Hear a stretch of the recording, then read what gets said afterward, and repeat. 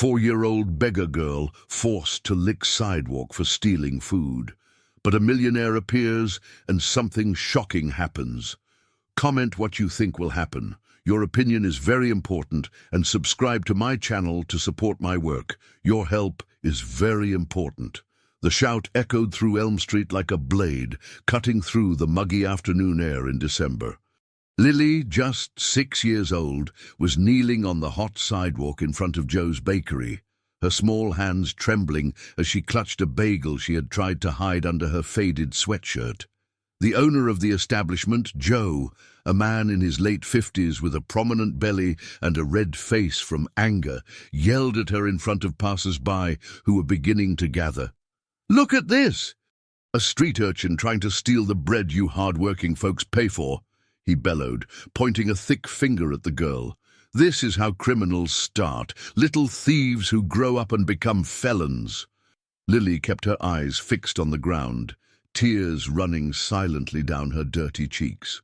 Her mother, Michelle, 28 years old, watched the scene from afar, leaning against a lamppost, without the courage to approach. She knew that if she tried to defend her daughter, the situation would only get worse. For 3 months, they had been living on the streets of Oakhaven, sleeping in doorways and surviving on the charity of others, after they lost their apartment when Ricky, Lily's father, disappeared, leaving only debts and threats. "Please, mister," Lily whispered, her voice almost inaudible, "my mom is very hungry." "Hungry? Hungry is what I'll be if every street kid comes here stealing my bagels," Joe continued, now addressing the onlookers. "You see? Doesn't even have any shame. 6 years old and already dishonest." In the middle of the crowd that was forming, Christian Mendez, 45 years old, had just left the most difficult meeting of his life. His small electronics components factory, Mendez Electronics, was facing a devastating financial crisis. 3 important contracts had been cancelled in the past week due to defects in the products, and he couldn't understand what was happening. He had come downtown Oakhaven to resolve banking issues, trying to negotiate a loan that could save the company he had built with so much sacrifice. When he saw the girl kneeling on the sidewalk, something inside him stirred. Perhaps it was the memory of his own difficult childhood, when he lived with his grandmother Carol in Chicago after his parents abandoned him. Or perhaps it was simply the purity of those brown eyes filled with tears that touched him deeply. "How much is the bagel?" Christian asked, pushing his way through the crowd. Joe turned, surprised by the intervention. $2, but it's not about the money. It's about the principle." "Then take $10 here," said Christian, handing over a bill, "for the next 5 bagels she wants."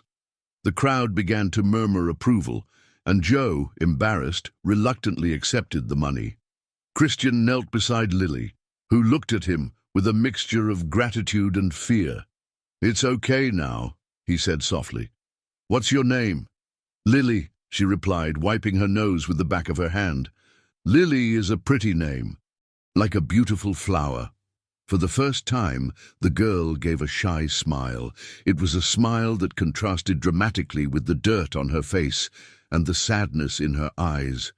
But there was something in it that warmed Christian's heart in a way he hadn't felt in a long time. "Where's your mom, Lily?" The girl pointed to Michelle, who was approaching hesitantly. The woman was too thin, with brown hair tied in a careless ponytail and clothes that had seen better days. Still, Christian could see that she had been pretty once, before life on the streets left its marks. "Thank you, sir," said Michelle, her voice choked. "Lily was so hungry. I didn't know what else to do." "When was the last time you ate?" asked Christian, noting the paleness of both. "Yesterday morning," replied Michelle, looking down. "A lady from the church gave us a sandwich." Christian felt a pang in his chest. He looked at Lily, who had gotten up and now timidly held her mother's hand, and made a decision that would change all their lives. "I'm going to take you to get something to eat," he said, "and then we'll talk about a place to sleep tonight." "We can't accept," Michelle protested. "You've already done so much." "My name is Christian," he interrupted, "and I'm not doing any favors. I'm doing what any decent person would do. An hour later, at the city's diner, Christian watched Lily eat with eyes shining with pleasure. It was impressive how the girl tried to eat slowly, as if she wanted to make the food last forever. She answered his questions with surprising intelligence for her age, demonstrating knowledge that indicated that someone had cared about her education at some point. "Can you read, Lily?" he asked. "Yes, I can. My mum taught me. And I can also do math." "What kind of math?" "Adding and subtracting, and also multiplying a little." Christian was impressed. 6-year-olds rarely mastered multiplication, especially children who lived on the streets. There was something special about Lily, an inner light that even the harshness of life had failed to extinguish. Michelle watched the interaction between the man and her daughter with a mixture of gratitude and apprehension. She had learned to distrust the kindness of others, especially after everything she had been through with Ricky. But there was something different about Christian, a sincerity in his eyes that made her want to believe that there were still good people in the world. "May I ask how you ended up on the streets?" Christian said gently. Michelle hesitated, choosing her words carefully. "Lily's father. He abandoned us a few months ago. He left a lot of debts and some dangerous people after him. We lost the apartment, I lost my job, and we had nowhere else to go." "Is he dead?" asked Christian. "I don't know," replied Michelle, but there was something in her tone that suggested she knew more than she was saying. "He just disappeared one day." Christian realized that there were layers of pain and secret in that story, but decided not to press. The important thing now was to help those two people who clearly needed support. "I'm going to get a hotel room for you tonight," he said. "Tomorrow we can talk about more permanent solutions." "We can't accept," Michelle protested again. "Of course you can, and you will accept." That night at the Central Hotel, a simple but clean establishment in downtown Oakhaven, Lily took her first hot bath in months. Michelle watched her daughter play in the tub with a piece of soap, pretending it was a little boat, and cried silently with relief and gratitude.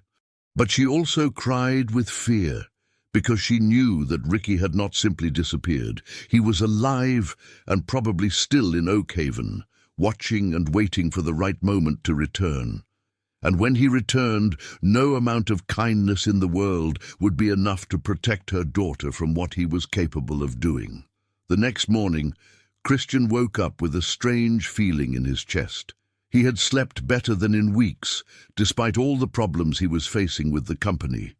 Maybe it was the satisfaction of having helped Lily and Michelle, or maybe it was something deeper that he could not yet fully understand.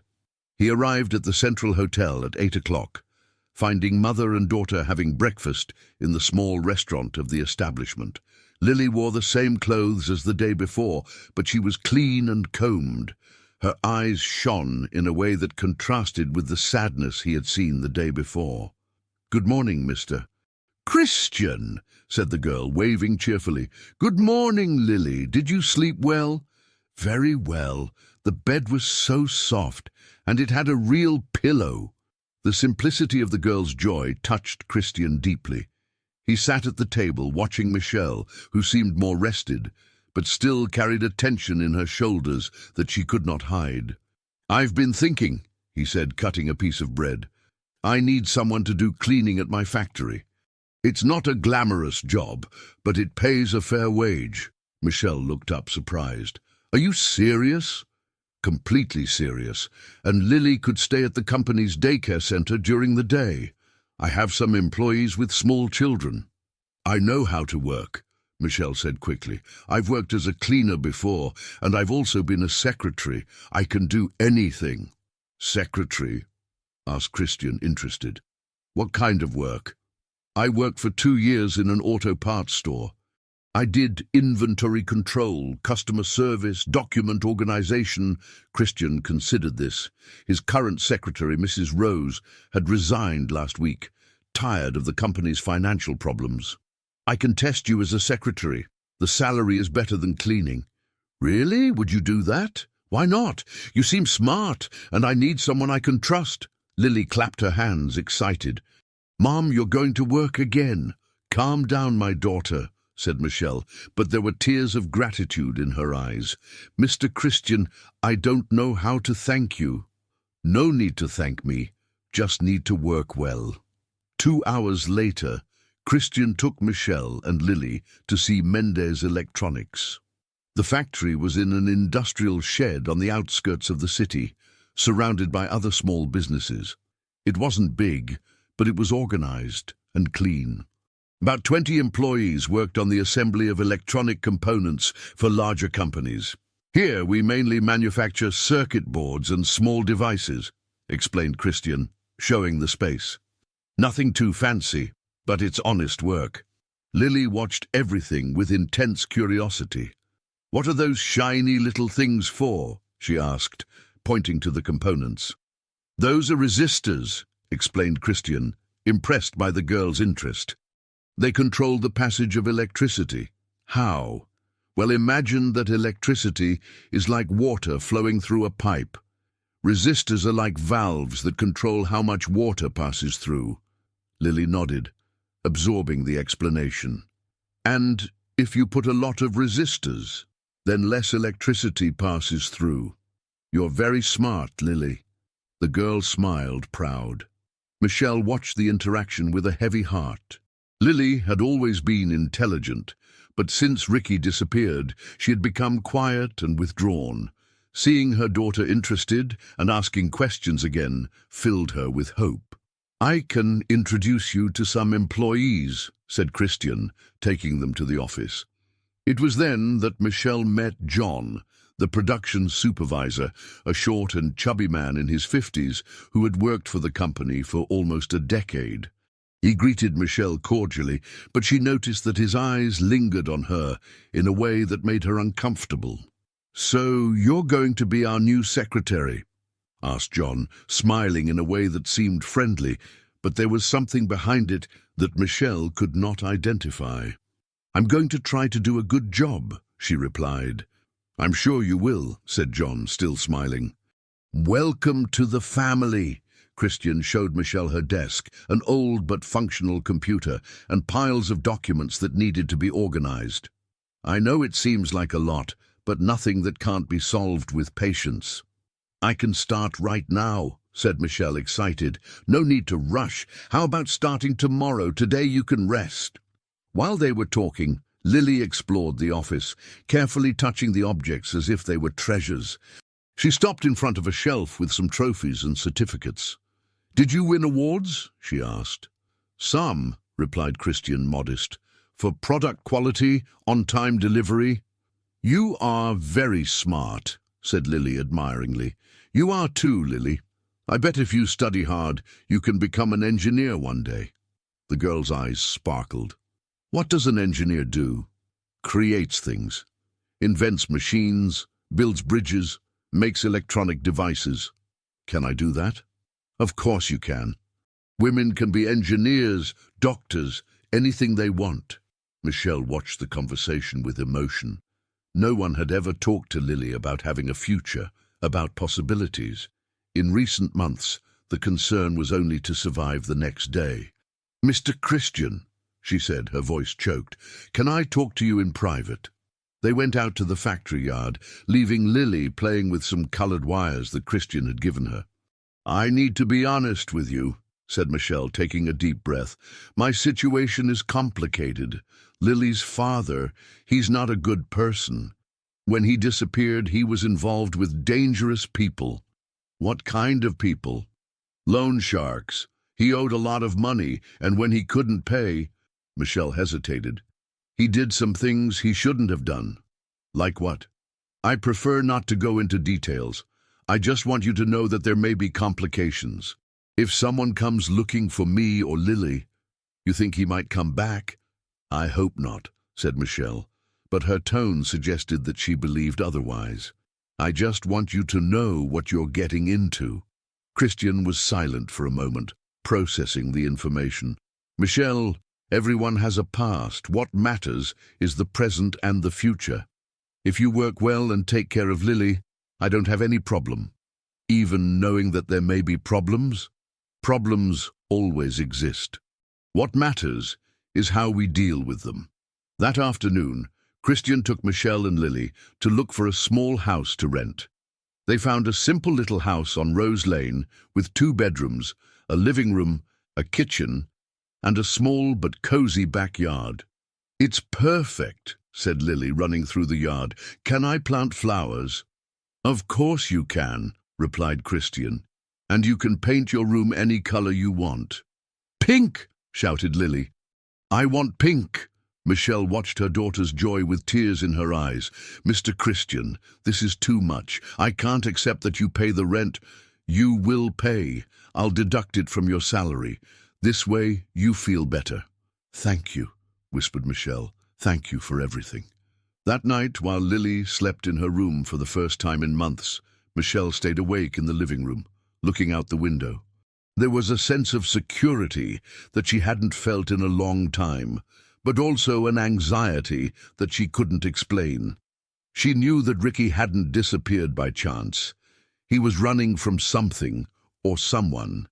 And she also knew that men like him never disappeared forever. Sooner or later, he would return.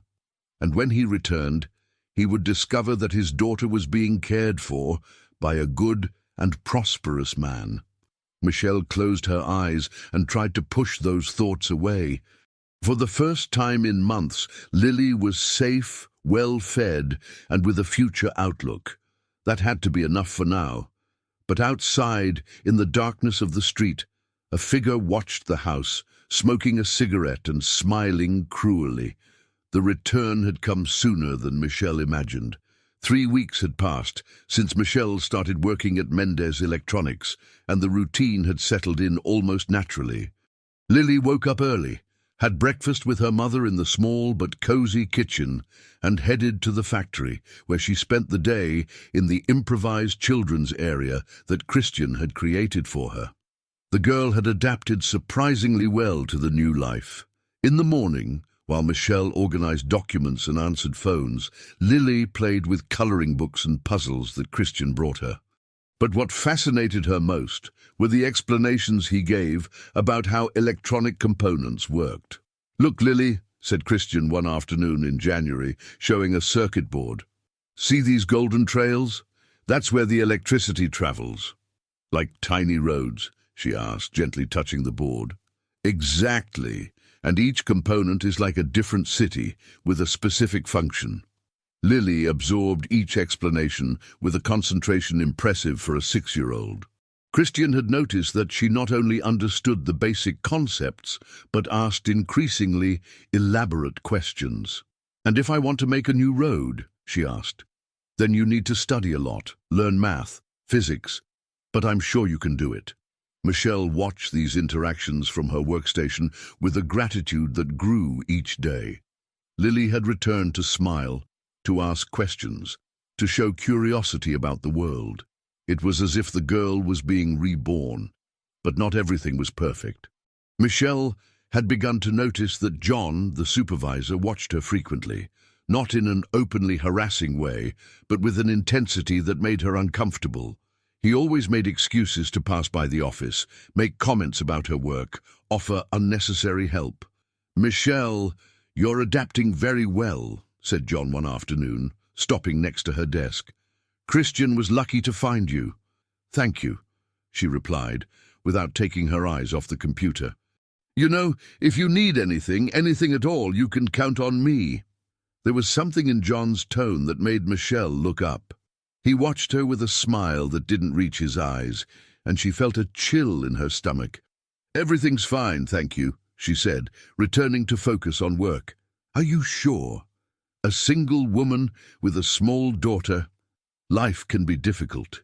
"I'm fine," insisted Michelle, but her voice sounded less firm than she would have liked. John walked away, but not before leaving a business card on her desk.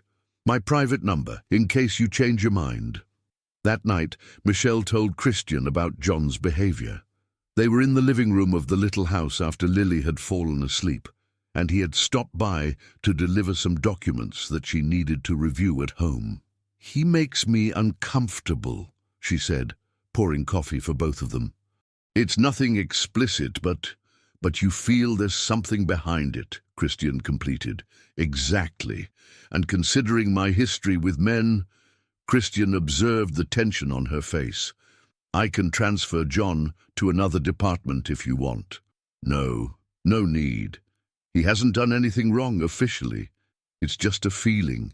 Feelings matter, Michelle, especially when it comes to your safety. She looked at him, touched by the genuine concern in his voice. Why do you care so much about us? Christian hesitated for a moment.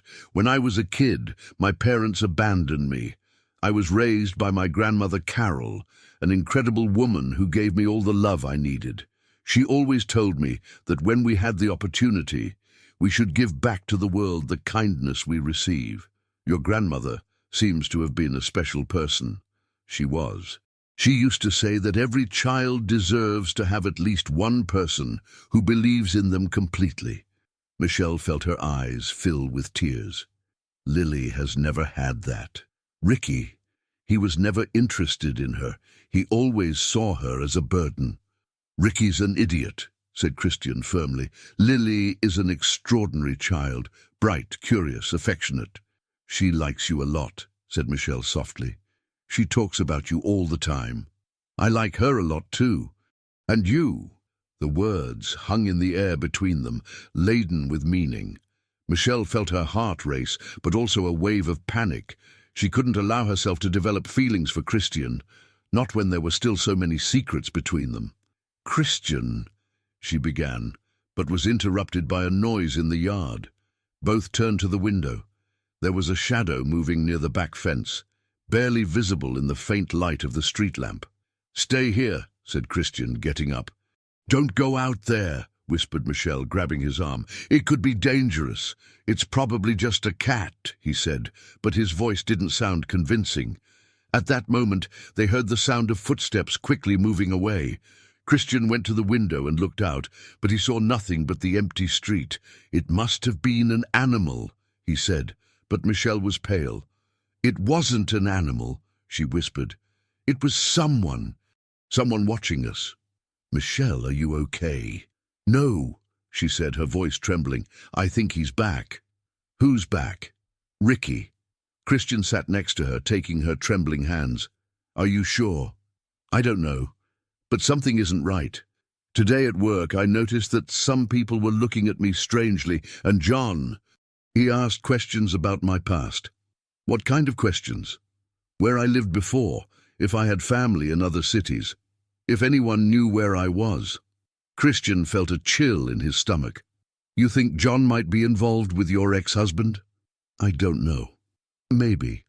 Ricky has always been good at convincing people to help him. Michelle, I need you to tell me everything about him. About what really happened. Michelle took a deep breath, knowing that the time had come to reveal at least part of the truth. Ricky isn't just a violent man. He's involved with illegal things.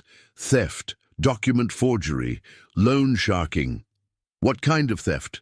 Businesses. He would get jobs, gain the trust of the bosses, and then steal money or goods. Christian processed the information. He did this many times. Several. We always moved to a different city when the situation got dangerous. And why did you stay with him? Because I was in love, said Michelle, tears streaming down. And because he threatened to hurt me if I tried to leave. But mainly because I was afraid of what he could do to Lily. Did he hurt you? Me, yes. Lily. He never touched her physically, but the way he looked at her sometimes. Michelle shuddered. There was something wrong with that look. And when did he disappear? He had stolen from a very dangerous place, people who don't forgive or forget. He fled in the middle of the night without telling me anything. Do you know what place that was? Michelle hesitated. That was the part of the truth she wasn't ready to reveal. I'd rather not talk about it. Michelle, if he's back, I need to know what we're facing. I know, she said, but I can't. Not yet. That night, Christian didn't go home. He stayed in the living room on the couch to make sure Michelle and Lily were safe, but neither he nor Michelle could sleep. Outside in the darkness, a figure watched the house. Ricky had returned to Oakhaven a week ago, and he was studying the new life of his ex-wife and daughter. He had discovered where they worked, where they lived, and especially who was the man who was now taking care of them. Christian Mendez, owner of Mendez Electronics, the same place where Ricky had worked 2 years earlier, using the fake name of Robert Silver, the same place from where he had stolen $50,000 before disappearing. Ricky smiled in the darkness. Life had given him a gift. Not only was his family back, but they were being cared for by the same man he had robbed. The irony was delicious. Now it was just a matter of time to put his plan into action. The following morning brought a discovery that would change everything. Christian arrived at the factory earlier than usual, still worried about the events of the previous night.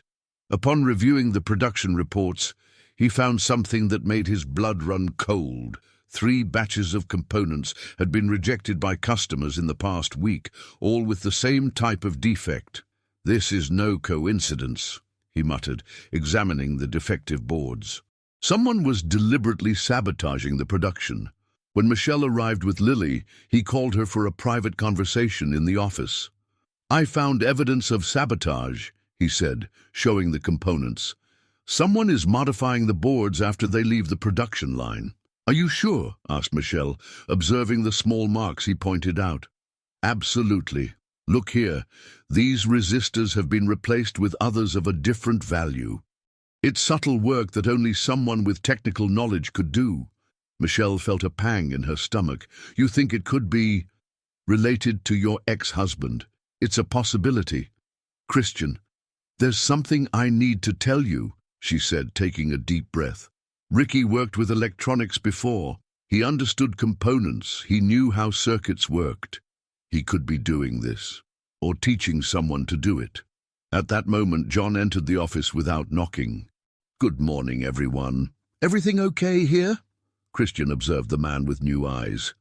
"John, have you noticed anything strange in production lately?" "Strange how?" asked John, but there was something defensive in his tone. "Systematic defects, components being swapped." "I haven't noticed anything specific," said John, avoiding Christian's gaze, "but I'll pay closer attention." After John left, Christian turned to Michelle. "I need to investigate this. I'm going to install some discrete cameras on the production line. What if it's dangerous? More dangerous is letting this continue. I've already lost 3 important contracts." That afternoon, while Christian worked on installing the cameras, Lily played in the office with some electronic components that he had set aside for her. The girl had created her own game, organizing the pieces by color and size. "Uncle Christian," she said when he returned, "these little blue pieces are different from the other blue ones." "How so, Lily?" "Look," she said, showing 2 apparently identical capacitors. "This one has different numbers on it than this one." Christian examined the parts and was impressed. Lily had identified a subtle difference that he himself had not noticed. One of the capacitors had slightly different specifications from the other. "You're right," he said admiringly. "Where did you find these pieces?" "They were on Mr. John's desk. He dropped them and I picked them up for him." Christian felt a chill down his spine. "When was this?" "Yesterday after you left." "Lily, this is very important. Do you remember what other pieces he had?" The girl thought for a moment. "He also had some small black pieces and some colored wires." "Resistors and jumpers," muttered Christian. "Exactly what would be needed to sabotage the boards." "Did I do something wrong?" asked Lily, noticing the tension on his face. "No, my dear, you did something very good, very important." At that moment, Michelle returned from the bathroom and noticed Christian's serious expression. "What happened?" "Lily may have just solved our problem," he said, explaining the discovery. "So John really is involved." "It seems so. Now I need to find out if he's acting alone or if he has help." "Help from Ricky," said Michelle, more a statement than a question. "Probably." That night, Christian stayed hidden in the factory after everyone had left. At 11 o'clock, his suspicions were confirmed. John entered through the back door, using a key he shouldn't have had, and went directly to the production line.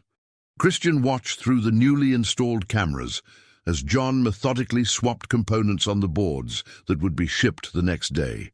Each movement was precise and quick, indicating that he had done this many times before. But what shocked Christian most was when John made a call. "It's done," he said on the phone. "Another batch sabotaged. This will cost him at least 2 contracts." Christian couldn't hear the response, but John's reaction was clear.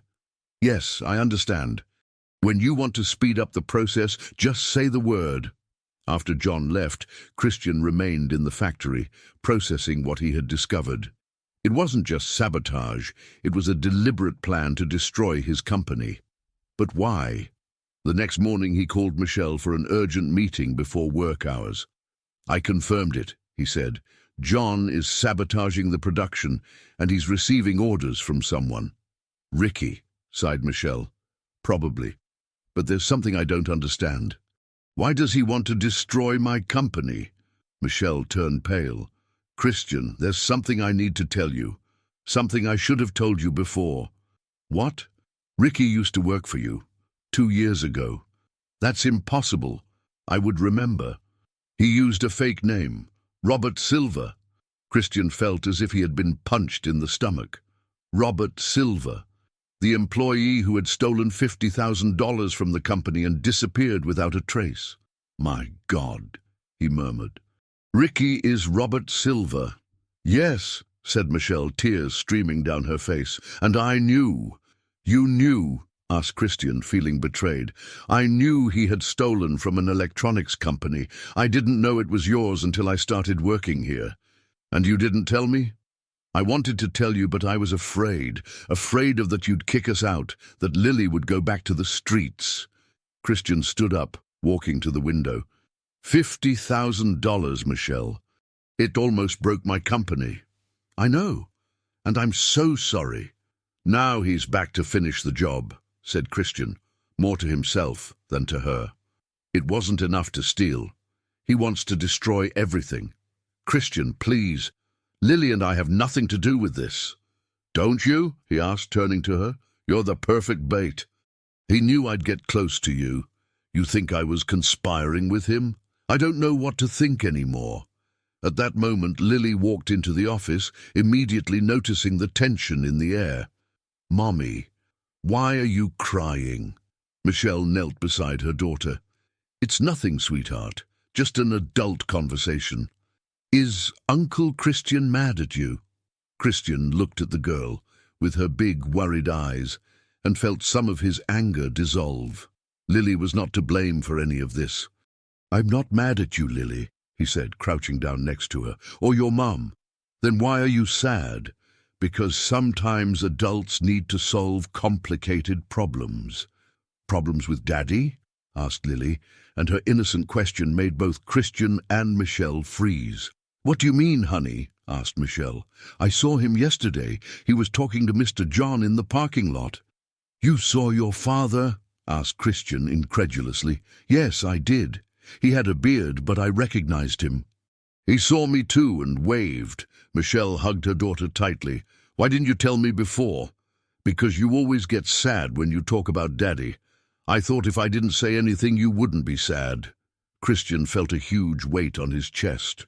Ricky wasn't just sabotaging the company from a distance. He was there in Oakhaven, watching everything. And worse, he had an accomplice inside the factory. "Michelle," he said, "you can't be alone anymore." "What do you mean?" "I mean that from today on, I'm going to live in the house with you. Until we solve this. You don't have to." "Yes, I do. Ricky is escalating the situation, and I'm not going to let him hurt you." That afternoon, while Christian packed his things to move temporarily, he received a call that would change everything again. "Hello, Christian," said a voice he recognized immediately. "John, I have a proposition for you. Meet me at the factory warehouse at 10 tonight. Come alone." "John, what's going on?" "You'll find out, and bring $50,000 in cash." The call ended, leaving Christian with more questions than answers. Christian spent the rest of the afternoon in agony, debating whether or not he should attend the meeting with John. Michelle noticed his unease when he arrived at the house with 2 suitcases, clearly disturbed. "Did something happen?" she asked, watching him pace back and forth in the living room. "John called me. He wants to meet me tonight at the factory." "It's a trap," said Michelle immediately. "Ricky's using him to lure you." "I know, but it may be my only chance to find out what he really wants." "Christian, you can't go. It's too dangerous." "What if I don't go? He'll continue sabotaging the company, blackmailing me, threatening you." Lily, who was playing on the floor of the living room, looked up. "Are you talking about Daddy again?" Michelle knelt beside her daughter. "Lily, I need to ask you something important. When you saw your dad yesterday, did he say anything to you?" "Yes, he said that soon we were going to be together again." "Together how?" asked Christian, feeling a chill down his spine. "He said we were going to travel to a place far away, just the 3 of us." Michelle paled. "Anything else?" "He said that if I told anyone, you would be very sad." "Lily, listen carefully," said Christian, crouching down next to her. "If you see your dad again, don't go near him. Run and tell me or your mom, okay?" "Is he dangerous?" asked the girl, her big eyes filling with fear. He's not well," said Michelle carefully. "And he can do things he shouldn't, like when he yelled at you?" "You remember that?" asked Michelle, surprised. "Yes, I do. He yelled very loud, and you cried in the bathroom." Christian felt a growing anger in his chest. "He hit you in front of Lily." "Not in front of her," said Michelle quickly, "but she heard." "Mommy," said Lily, taking her hand, "you don't need to cry anymore. Uncle Christian doesn't yell." The innocence of the observation touched both adults deeply. Christian felt even more determined to protect that family. "Lily, I'm going to make you a promise," he said, looking into the girl's eyes. "No one will yell at your mom anymore. No one will make her cry anymore. Do you really promise?" "I promise." At 8 o'clock at night, after Lily fell asleep, Christian and Michelle talked in the kitchen about the meeting with John. "I'm not letting you go alone," said Michelle. "No way. If it's a trap, I'm not going to put you in danger." "Christian, listen. I've known Ricky for years. I know how he thinks, how he acts. I can be useful. Or it could be exactly what he wants. Maybe. But if you go alone, you might fall straight into his trap. What if we take Lily? I'll leave her with the neighbor. Mrs. Davis has already offered to take care of her when needed." Christian considered the proposal. "Michelle, if we go together, you need to tell me everything about Ricky. There can't be any more secrets." "Okay," she said, taking a deep breath. "Ricky isn't just a common thief. He's manipulative, intelligent, and unscrupulous. When he wants something, he's capable of anything to get it. What does he want with me? Revenge. You were the person who hurt him the most, even without knowing it." "How so?" "When you discovered the theft and reported him, Ricky had to flee Oakhaven. He left behind not only the life he had built here, but also a very lucrative scheme." "What kind of scheme?"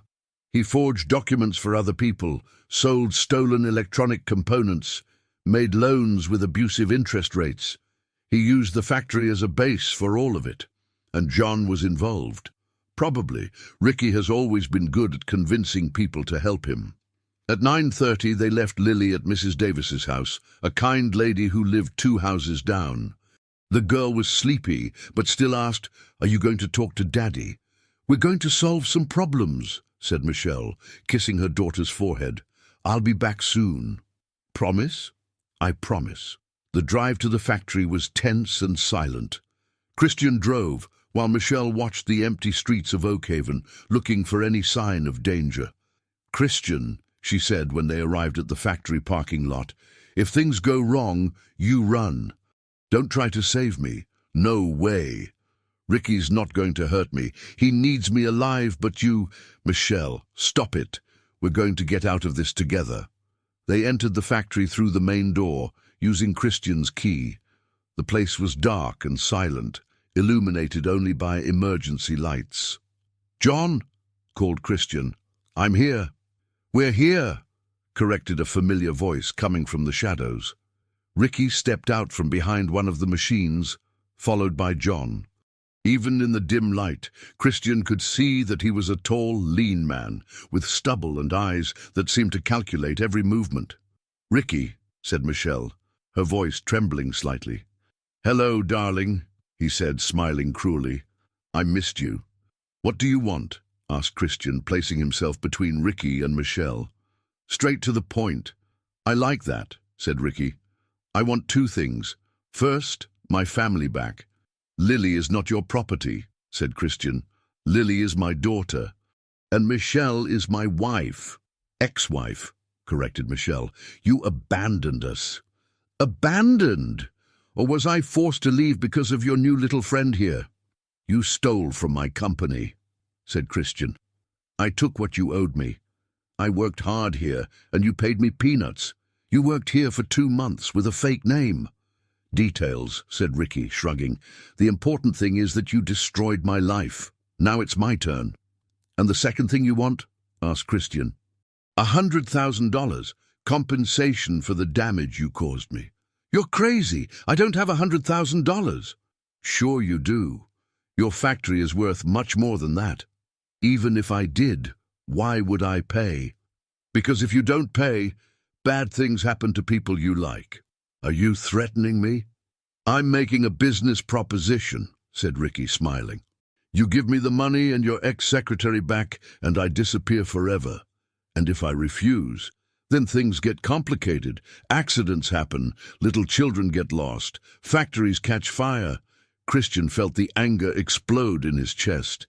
"If you touch Lily—" "Calm down, friend. I'm not going to touch anyone, as long as you cooperate." "Ricky, stop it," said Michelle. "Lily has nothing to do with your problems." "Lily has everything to do with it. She's my daughter, and she's going to grow up with me. You never cared about her before. I changed my mind. Spending 2 years on the run made me value family." "You have until tomorrow to decide," said John, speaking for the first time. $100,000, or your company turns to ashes." "And you?" asked Christian, staring at the man he had trusted. "Why are you doing this?" "Because Ricky offered me something you never did," replied John. "Respect. And a percentage of the profits." "What profits?" "When I take over your company," said Ricky casually. "After you have an accident, of course." "You're planning to kill me?" "Not if you cooperate.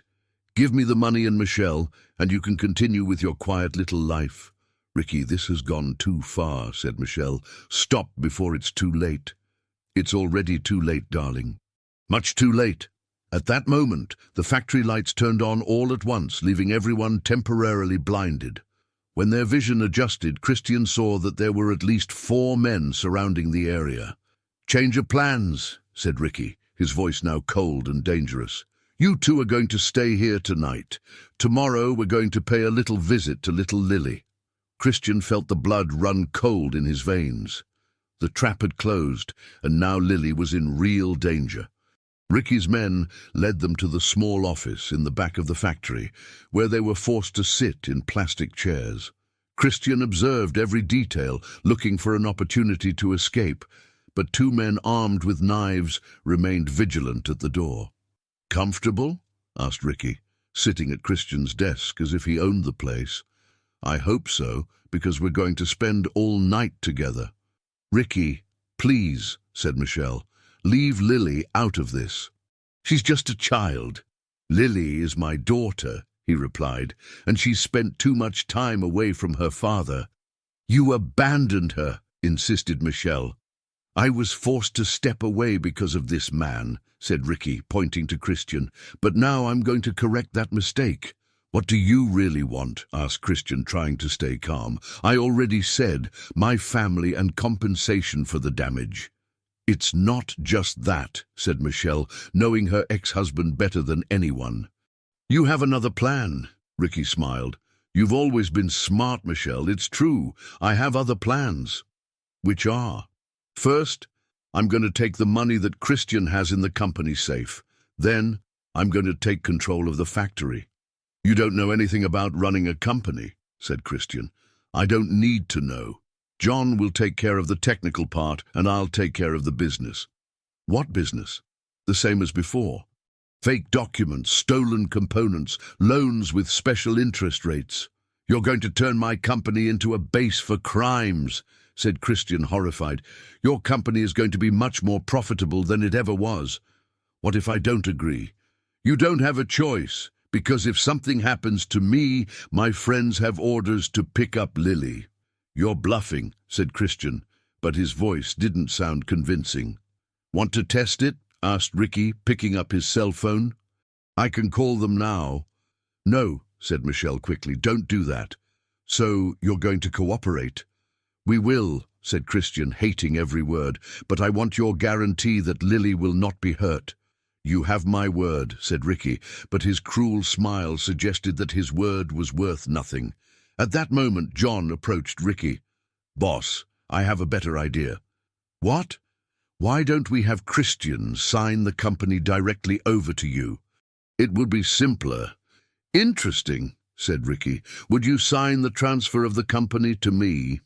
Never, replied Christian firmly. Not even if Lily's life depended on it? Christian felt his heart stop. You wouldn't do that. Don't test me, said Ricky. I'm capable of things you can't even imagine. Ricky, please, said Michelle, tears streaming down her face. Lily is your daughter, your own daughter, and that's why she needs to learn how the world really works. She needs to understand that only the strong survive. She's 6 years old, perfect age to start learning. Christian watched the conversation, his mind working frantically. He needed to find a way to get out of there and protect Lily. But how? Can I make a phone call? He asked. To who? To my accountant. If I'm going to transfer the company, I need him to prepare the documents. No tricks, said Ricky. I'm going to listen to every word. No tricks, promised Christian. Ricky nodded to one of his men, who handed Christian a cell phone. Put it on speakerphone. Christian dialed a number he knew by heart. When someone answered, he said, Dr. Albert, it's Christian Mendez. I need you to prepare company transfer documents. Yes, it's urgent. Can you bring the papers to the factory now? Thank you. Smart, said Ricky when Christian hung up. How long will he take? Half an hour, maybe an hour. Perfect. That gives us time for some adjustments. What adjustments? I need you to call the bank manager. I want you to transfer all the company's money to an account I'm going to give you. That's impossible. Large transfers need approval, documents. Then you're going to figure it out, said Ricky, his voice becoming dangerous, because every minute you delay is 1 minute less of life for Lily. You're lying, Uncle Christian said, but his voice trembled. Want to bet? Just then, one of Ricky's men walked into the office. Boss, we got a problem. What problem? The neighbor where the girl is staying is getting suspicious. She called the cops. Uncle Christian's blood ran cold. What did you do? Calm down, Ricky said. My guys are pros. They won't hurt a kid. Ricky, for God's sake, Michelle said, standing up. Stop this. Sit down, Ricky yelled. Nobody told you to butt in. I'm butting in because I'm her mother. You lost the right to be a mother when you cheated on me. I never cheated on you. Oh yeah, then what's this you got with him? Ricky asked, pointing at Uncle Christian. He helped us when you abandoned us. He tore us apart. You tore us apart when you chose crime. Ricky stood up abruptly and slapped Michelle across the face. Shut your mouth! Don't touch her! Uncle Christian shouted, trying to get up. One of Ricky's men pushed him back into the chair. Quiet. Now let's speed things up, Ricky said, rubbing his hands together. You have 10 minutes to transfer the money. After that, we sign the company transfer. And if I do that, you leave Lily alone? I leave you 3 alone. You can get out of Oakhaven and never come back. And the company? It stays with me, along with Michelle. No, Michelle said firmly. I'm not staying with you. Yes, you are, Ricky said. Because if you don't, Lily will grow up without a mother. You wouldn't do that, Uncle Christian said. Don't test me, Ricky repeated. I've done worse. Like what? You don't want to know, Michelle said quietly. Tell him, Ricky said, smirking. Tell him about Chicago. Ricky, don't tell him, he yelled. In Chicago, Michelle said, her voice trembling. He made a man disappear. What do you mean? Uncle Christian asked. The man had discovered Ricky's scheme. He threatened to report it. And a week later he vanished, never seen again. Uncle Christian felt a chill in his stomach. You killed him? I solved a problem, Ricky said casually. Like, I'll solve this problem if you don't cooperate. Okay, Uncle Christian said. I'll do what you want. Smart, Ricky said. John, get the laptop. While John fetched the computer, Uncle Christian watched Michelle. She was pale, but there was something in her eyes he couldn't identify. Determination, anger, or something else. Uncle Christian, she said quietly, remember what you taught me about resistors? What? He asked, confused. About how they control the flow of electricity. Yeah, but sometimes when you put too much pressure on them, they burn out. Uncle Christian looked at her, trying to understand what she was suggesting. Then he realized she was talking about overload, about a breaking point. I get it, he said quietly. Here, John said, placing the laptop on the table. Access your account. Uncle Christian approached the computer, but his mind was working on a completely different plan. Michelle was right. Ricky was overloaded. Too many variables, too many risks, too much pressure. It was time to make him burn out. Before I start, Uncle Christian said, I want to call Lily. I want to make sure she's okay. No way, Ricky said. Then I won't cooperate, Uncle Christian said, crossing his arms. You don't have a choice. Yes, I do. I can make your life very difficult. Ricky watched him for a moment. One call. Quick. Thank you, Uncle Christian said, grabbing his cell phone. But instead of calling Lily, he dialed another number. A number that would change everything. The number Uncle Christian dialed was for his cousin Andrew, who worked as a security guard at an armored car company. Not the cops, but he had contacts and experience with dangerous situations. Andrew? It's Uncle Christian. Listen, I need you to come to my factory now. Yeah, it's urgent. Bring some friends of yours. I can't explain on the phone, but it's a matter of life and death. Who's that? Ricky asked, suspicious. My accountant, Uncle Christian lied. He was coming here anyway. I didn't like the tone of that conversation, Ricky said, snatching the cell phone from his hand. You said I could call, Uncle Christian protested, and you did. Now no more talking. Ricky, Michelle said, can I talk to you in private? Why? Because there are things I need to tell you. About these 2 years that you've been gone. Ricky considered the request. 5 minutes, he said, nodding for the men to watch Uncle Christian. They left the office, leaving Uncle Christian alone with the 2 goons. He watched the men. They were clearly amateurs, nervous and insecure. Not professional criminals. You guys know this isn't going to end well, right? Uncle Christian said casually. Shut up, one of them said, a short, fat man with a scar on his face. Ricky's not going to share the money with you, Uncle Christian continued. He's going to take it all and leave you holding the bag. He wouldn't do that, said the second man, taller and thinner. Oh, yeah. How long have you known him? 2 weeks, the fat one replied without thinking, then blushed at having revealed the information. 2 weeks, Uncle Christian repeated. And you already trust him completely? He pays well, the skinny one said. Pays well with what? He doesn't have any money. He's been on the run for 2 years. The 2 men exchanged glances, a shadow of doubt crossing their faces. You know that when this is over, he's going to have to eliminate the witnesses, right? Uncle Christian continued. What witnesses? Asked the fat one. You. You know too much. You're lying, the skinny one said. But his voice didn't sound convincing. Am I? Then why hasn't he told you the real plan? What plan? He's not just going to steal the money.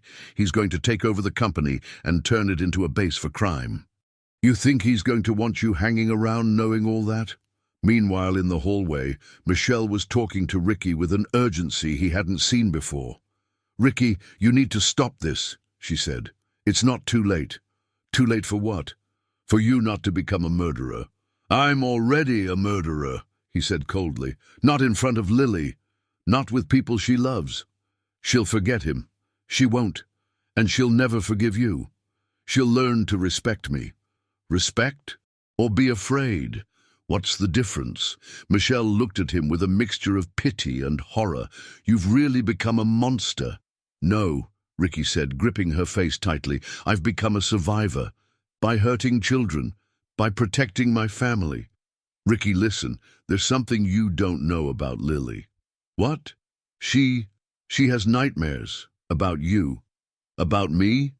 About the fights, the yelling, the violence. She's terrified of bearded men because of you." Ricky was silent for a moment. "She'll get over it." "She won't.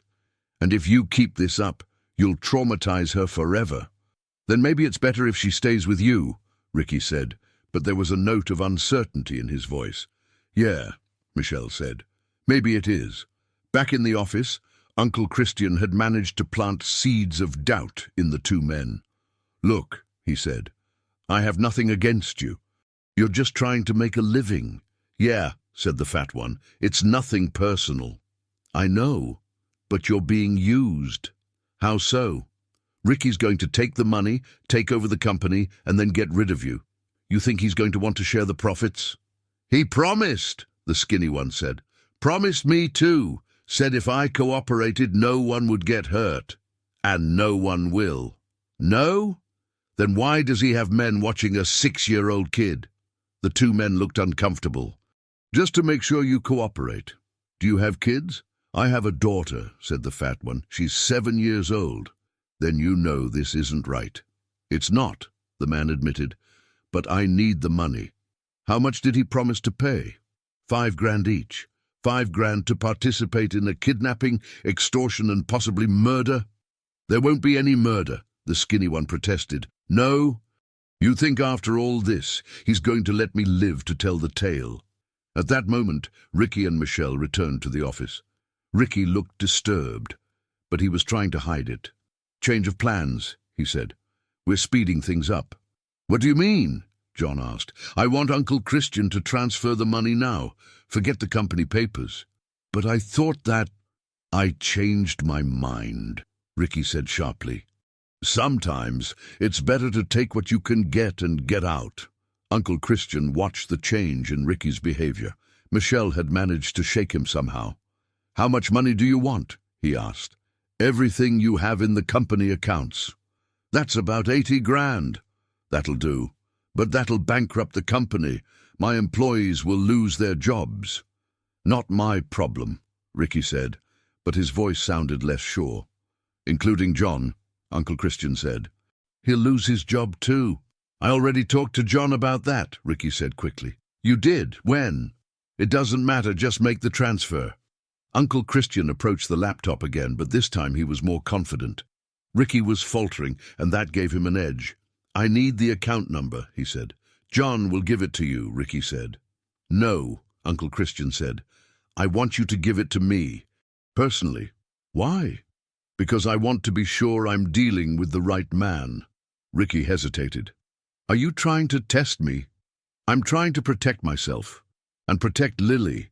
The account is—" Ricky started to dictate the numbers but stopped in the middle. "Wait, John, give me the paper." John searched his pockets but found nothing. "I don't have it on me." "What do you mean you don't have it?" "I thought you had it." "Damn it!" Ricky exploded. "You guys can't do anything right." "Ricky, calm down," Michelle said. "We can figure this out." "No! I've wasted too much time already." Just then, they heard the sound of cars arriving in the parking lot. Ricky ran to the window and saw 3 black cars pulling up in front of the factory. "Who are these people?" he asked, turning furiously to Uncle Christian. "I don't know," Uncle Christian lied. "You called the cops?" "How could I?" "You heard all my calls? Then who are they?" "Maybe they're the men you left watching Lily," Michelle suggested. "No," Ricky said. "They're in different cars." The men who got out of the cars were clearly professionals. They wore dark clothes and moved with military precision. "Crap," Ricky muttered. How did they find me? Who? Uncle Christian asked. The people I've been running from. What people? It doesn't matter, Ricky said, panicking. We need to get out of here. How? John asked. They've surrounded the building.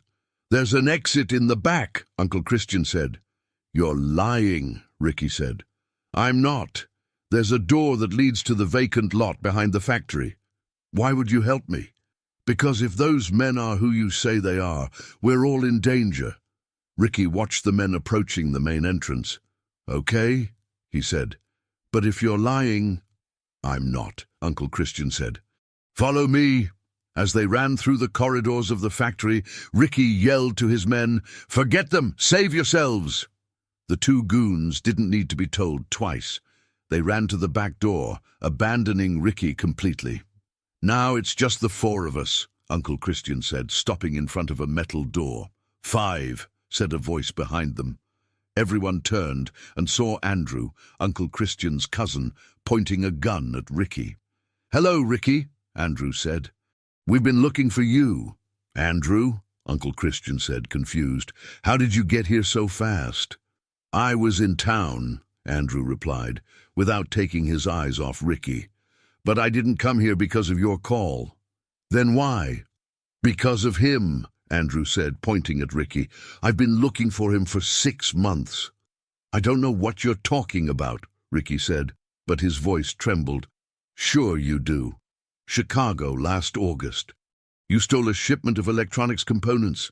I never. The shipment belonged to the company where I worked. You killed the driver. Uncle Christian felt his blood run cold. Ricky, you killed someone. It was an accident, Ricky said quickly. The man reacted. I defended myself. You shot him in the back, Andrew said, the anger contained in his voice. He had a family, 2 young children. Andrew, Uncle Christian said, I didn't know you were involved in this. I wasn't. But when I found out you were having problems with someone named Ricky, I did some investigating. And discovered it was the same person? I discovered it was the same animal who killed my co-worker. Look, Ricky said, raising his hands, we can resolve this civilly. How did you resolve it with Carlos? Andrew asked. Who's Carlos? Michelle asked. The driver he killed, Andrew explained. He was 28 years old, married, had a daughter the same age as Lily. My God, Michelle murmured, covering her mouth. Now you understand what kind of man you chose to be the father of your daughter? Andrew asked. I didn't choose, Michelle said, tears in her eyes. I was young, naive. Enough talk, Ricky said, pulling out a knife. No one's turning me in. Ricky, don't, Uncle Christian said. You're making everything worse. Worse? My life is already destroyed. It doesn't have to be like this, Michelle said. You can turn yourself in, pay for what you did, and spend the rest of my life in prison? Never. Then you prefer to die? Andrew asked. I prefer to fight. At that moment, the men who had surrounded the building entered through the main door. There were 5 armed men, clearly professionals. Who are they? Uncle Christian asked. Bounty hunters, Andrew said.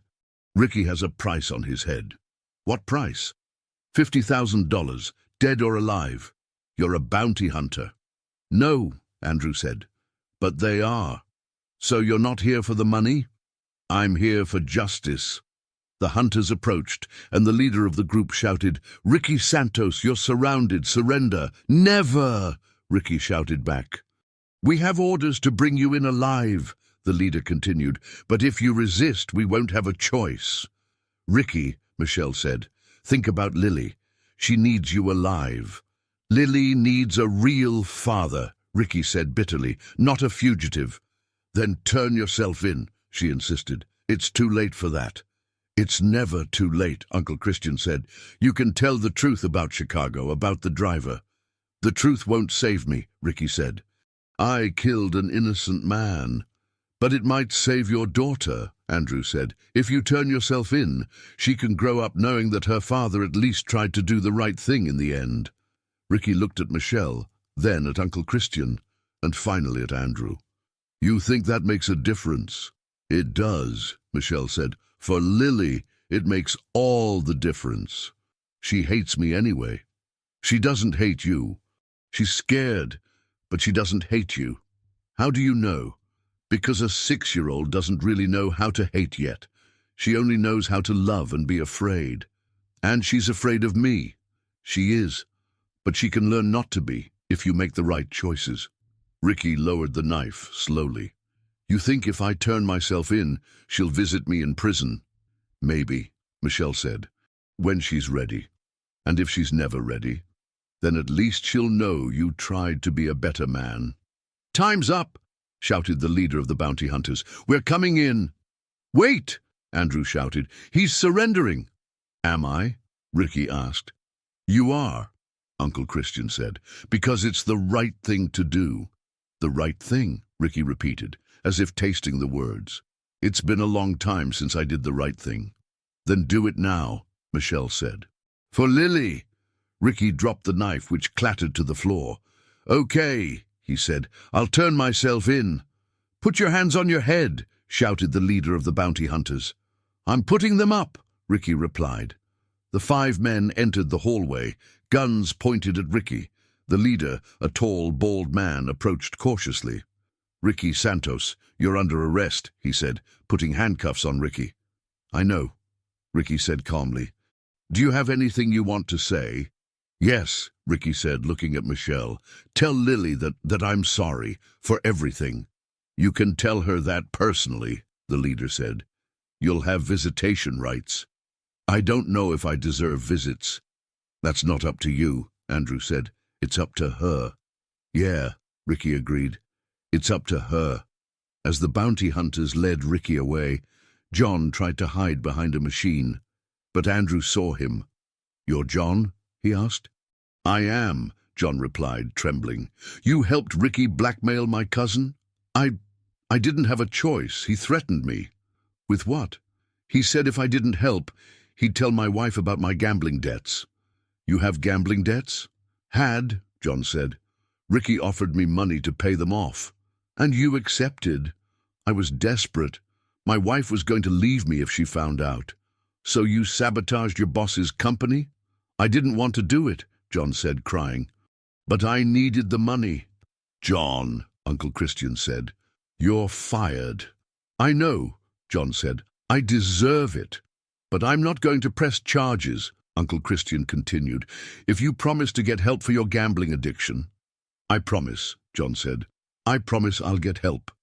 And if you return the money Ricky paid you? I haven't spent it yet. It's all saved up. Then use that money to pay for treatment. Thank you, John said. Thank you so much. After everyone involved had left, Uncle Christian, Michelle, and Andrew were alone in the factory. It's over, Michelle said, sighing. No, Uncle Christian said. Now the hard part begins. What part? Explaining all this to Lily. How are we going to do that? Very carefully, Andrew said. And with a lot of love. You think she'll understand? I think she'll understand what she needs to understand, Uncle Christian said. That she's safe, that she's loved, and that she's not to blame for any of this. And about Ricky, we'll let her decide if she wants to see him or not, when she's ready. And if she's never ready, then we'll accept that too, Andrew said. Sometimes kids know better than adults what's good for them. You think I did the right thing? Michelle asked, convincing him to turn himself in. You did, Uncle Christian said. For Lily and for him. He's going to spend a lot of time in prison. But he'll be alive, Andrew said. And that means there's hope. Hope for what? That one day he can be the father Lily deserves. You think that's possible? I think everyone deserves a chance to change, Uncle Christian said. Even someone like Ricky. And if he doesn't change? Then at least Lily will know you tried to give him that chance. Is that important? It is, Andrew said. For a child, knowing that her mother tried to do what was right is very important. Then let's go home, Michelle said. Lily must be worried. Let's go, Uncle Christian agreed. And let's tell her the truth, the whole truth. The truth she can understand, Uncle Christian said, and the rest we'll tell her when she's ready. As they left the factory, the sun was rising over Oak Haven. It was a new day, and despite everything that had happened, Uncle Christian felt that there was finally hope for the future. When they arrived at Mrs. Davis's house, they found Lily awake in the living room, playing with old dolls that the woman had lent her. The girl ran to hug Michelle as soon as she saw her. "Mom, you took so long. I thought you weren't coming back." "I'm sorry, honey," Michelle said, hugging her tightly. "We had to take care of some problems." "Daddy's problems?" Lily asked, looking at Uncle Christian. "Yeah, Daddy's problems," Uncle Christian replied, crouching down beside her. "But now everything's taken care of." "Did he leave again?" "He did," Michelle said carefully, "but this time he's not going to bother anyone anymore." "Was he doing bad things?" "He was," Uncle Christian confirmed. "And now he's going to have to pay for those things." "How?" "He's going to stay for a while in a place where people who did bad things go to think about what they did." "Prison?" Lily asked, using the word she had heard in cartoons. "That's right," Michelle said. "Prison. For how long?" "A long time," Uncle Christian said. "Maybe years." Lily was silent for a moment, processing the information. "Will he be sad?" "Probably," Michelle said. "But sometimes when we do really bad things, being sad is part of learning." "Can he learn to be good?"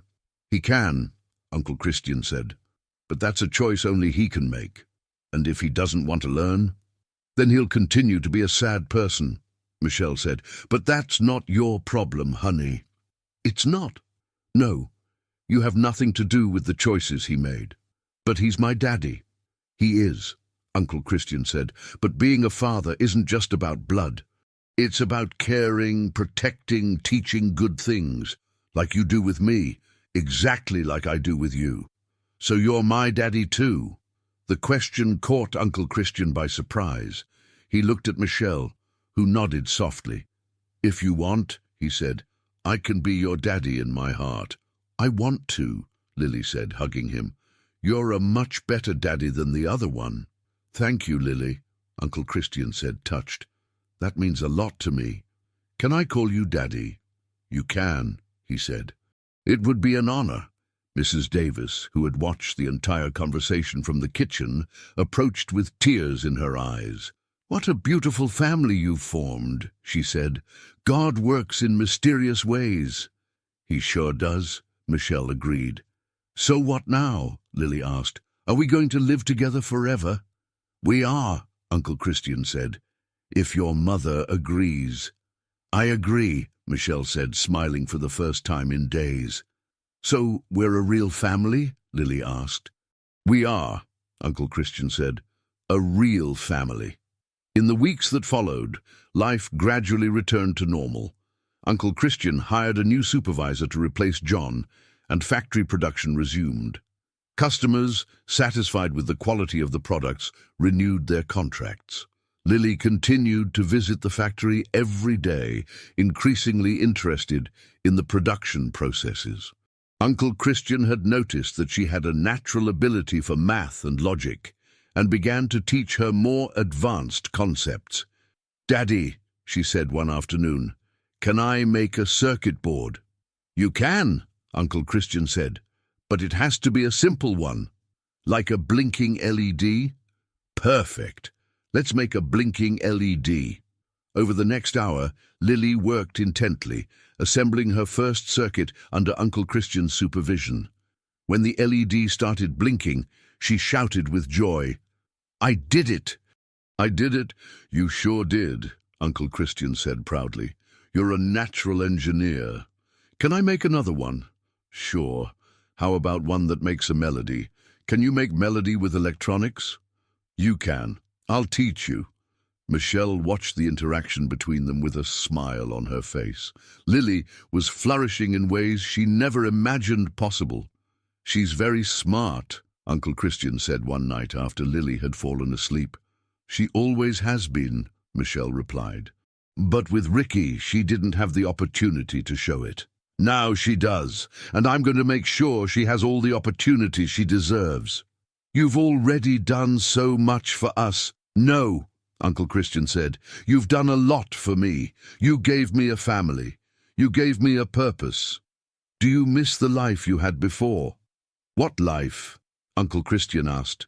Work, sleep, repeat? That wasn't a life. And now? Now I have a reason to work, to build something. I have a daughter to raise, a woman to love. Do you love me? Michelle asked, blushing. I do, Uncle Christian said without hesitation. I love you and I love Lily. You're my family. I love you too, Michelle said, more than I ever thought possible. Then let's make it official. How so? Marry me, Michelle? Really? Completely serious. I want Lily to have a real, stable family.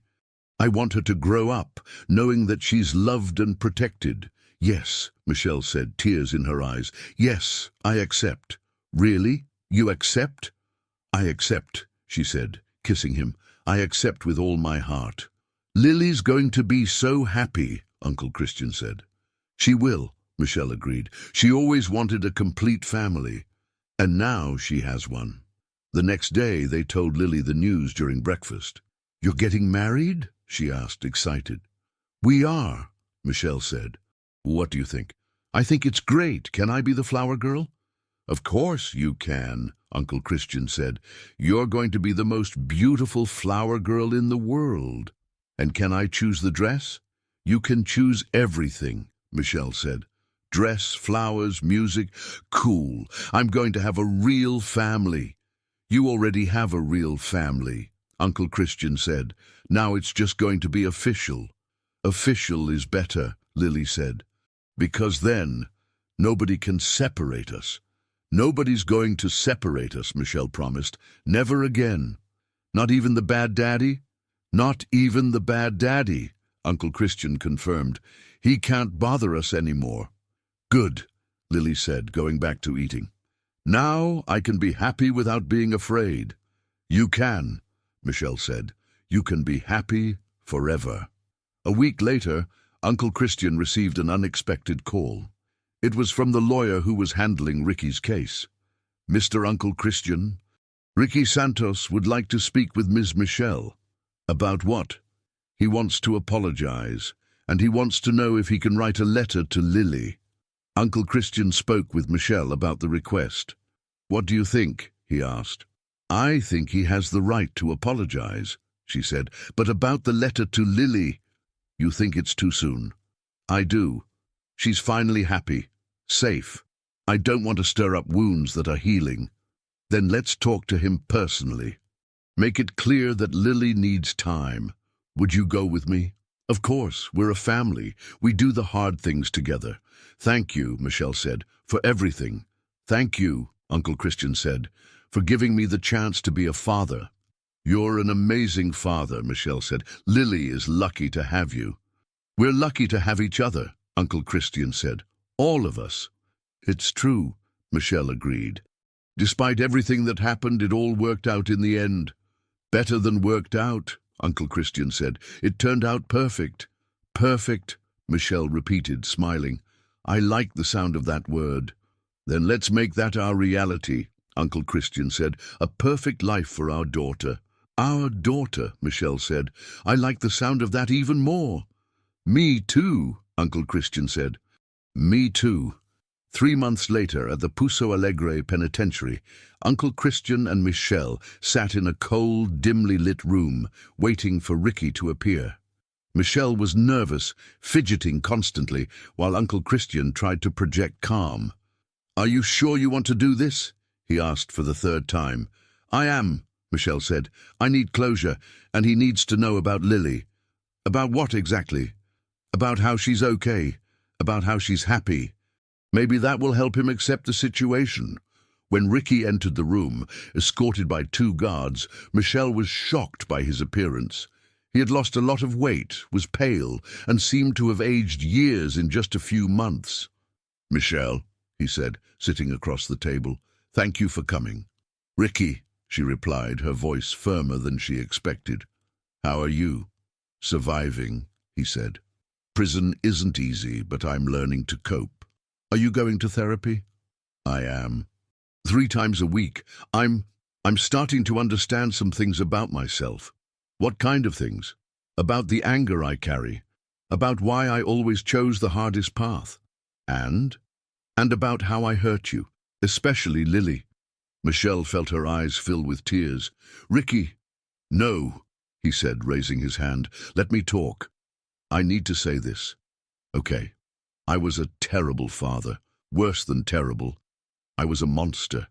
Lily deserved love, protection, security. And I only brought fear and instability into her life. You weren't always like that, Michelle said. In the beginning, I pretended to be a different person. But deep down, I was always this. I was always violent, manipulative, selfish. People can change, Uncle Christian said, speaking for the first time. Can they? Ricky asked, looking at him. You think I can change? I think anyone can change if they really want to. Even someone like me? Even someone like you? Why would you help me after everything I've done? I'm not helping you, Uncle Christian said. I'm helping Lily. She deserves to know that her father is trying to be better. How is she? Ricky asked, his voice breaking. Good, Michelle said. Very good. She's in school, she has friends, she's learning new things. Does she talk about me? Sometimes, Michelle replied honestly, but not with anger. More like curiosity. Curiosity. She wants to understand why you did the things you did, why you were always angry. And what did you say? That you were sick. That sick people sometimes do bad things without meaning to. You lied to protect my feelings. I lied to protect her, Michelle said. A 6-year-old doesn't need to know the whole truth about violence and crime. You're right, Ricky said. She doesn't need to carry that weight. No, Uncle Christian agreed. She needs to carry lightness, joy, hope. And she has those things? She does, Michelle said, smiling. She's a happy kid now. Laughs a lot, plays, asks questions about everything. About what? About electronics, mostly. Uncle Christian is teaching her. Electronics? She has a natural talent, Uncle Christian said. Understands complex concepts with impressive ease. Is she going to be an engineer? She might be. Or a scientist, or anything she wants. That's good, Ricky said, tears streaming down his face. She deserves to have choices. She does, Michelle agreed. And she will. Can I ask one thing? Sure. Are you getting married? We are, Michelle said. Next month. Lily's happy about that. Very happy. She's going to be our flower girl. Our? She calls Uncle Christian Daddy now. Ricky was silent for a long moment. That should make me angry, he said finally. But it doesn't? No, it makes me relieved. She has a real father now. You're her father too, Uncle Christian said. Biologically. No, Ricky said. A father is someone who cares, protects, teaches. I never did that. You can start doing that now, Michelle said, from afar, but you can do it. How? By writing letters when she's ready, by being an example that people can change. You think she'll want my letters one day? I don't know, Michelle said honestly, but if you become a better person, maybe. How can I become better being here? By studying, Uncle Christian said, working, going to therapy, helping other prisoners. You think that would make a difference? I think it would make a difference to you. And if it makes a difference to you, it might make a difference to her. How much time do I have? About 15 years, Ricky said. With good behavior, maybe 10. That's a long time, Michelle said. It is, Ricky agreed. But it's the time I have to become someone worthy of being her father. Do you really want to do that? I do, Ricky said firmly. I want that when she turns 18, I am someone she can respect, even if she can never love. Ricky, Michelle said, touching his hand across the table, a daughter can always love her father, even when he's done terrible things. You think? I do. But love needs to be earned. How can I earn it? By changing. For real. Not pretending. Not manipulating. Changing for real. I'll try, Ricky said. I'll try every day. That's all we can ask, Uncle Christian said. Can I ask a favor? What? Can you send pictures of her? It doesn't have to be always, but I'd like to see how she's growing. We can, Michelle said, but I'm not going to force her to appear in pictures for you. Of course not. Just normal pictures of her playing, studying, being happy. That we can do, Uncle Christian said. Thank you, Ricky said. Thank you for not hating me. We don't hate you, Michelle said. We're disappointed, hurt, but we don't hate you. Why? Because hate is a weight we don't want to carry, Uncle Christian said. We want to focus on Lily's happiness. You're going to be good parents to her, Ricky said. We're going to try, Michelle said, every day. She's going to grow up safe, loved, with opportunities, Uncle Christian said. That's all that matters. It is, Ricky agreed. It's all that matters. The visit ended with Ricky being escorted back to his cell. Michelle and Uncle Christian drove in silence for most of the way back to Oakhaven. How do you feel? Uncle Christian asked finally. Strangely at peace, Michelle said. I think he really wants to change. You think he can? I don't know, but I think he's going to try. And that's something. It is, Uncle Christian agreed. It's better than nothing.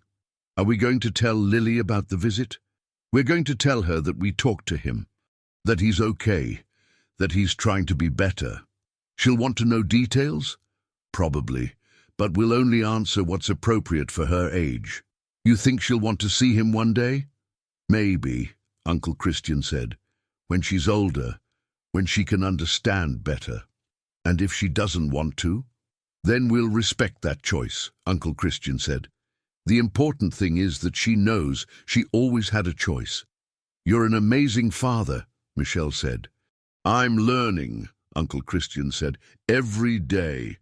We're learning, Michelle corrected, together. Together, Uncle Christian repeated. I like the sound of that. Me too, Michelle said. Me too.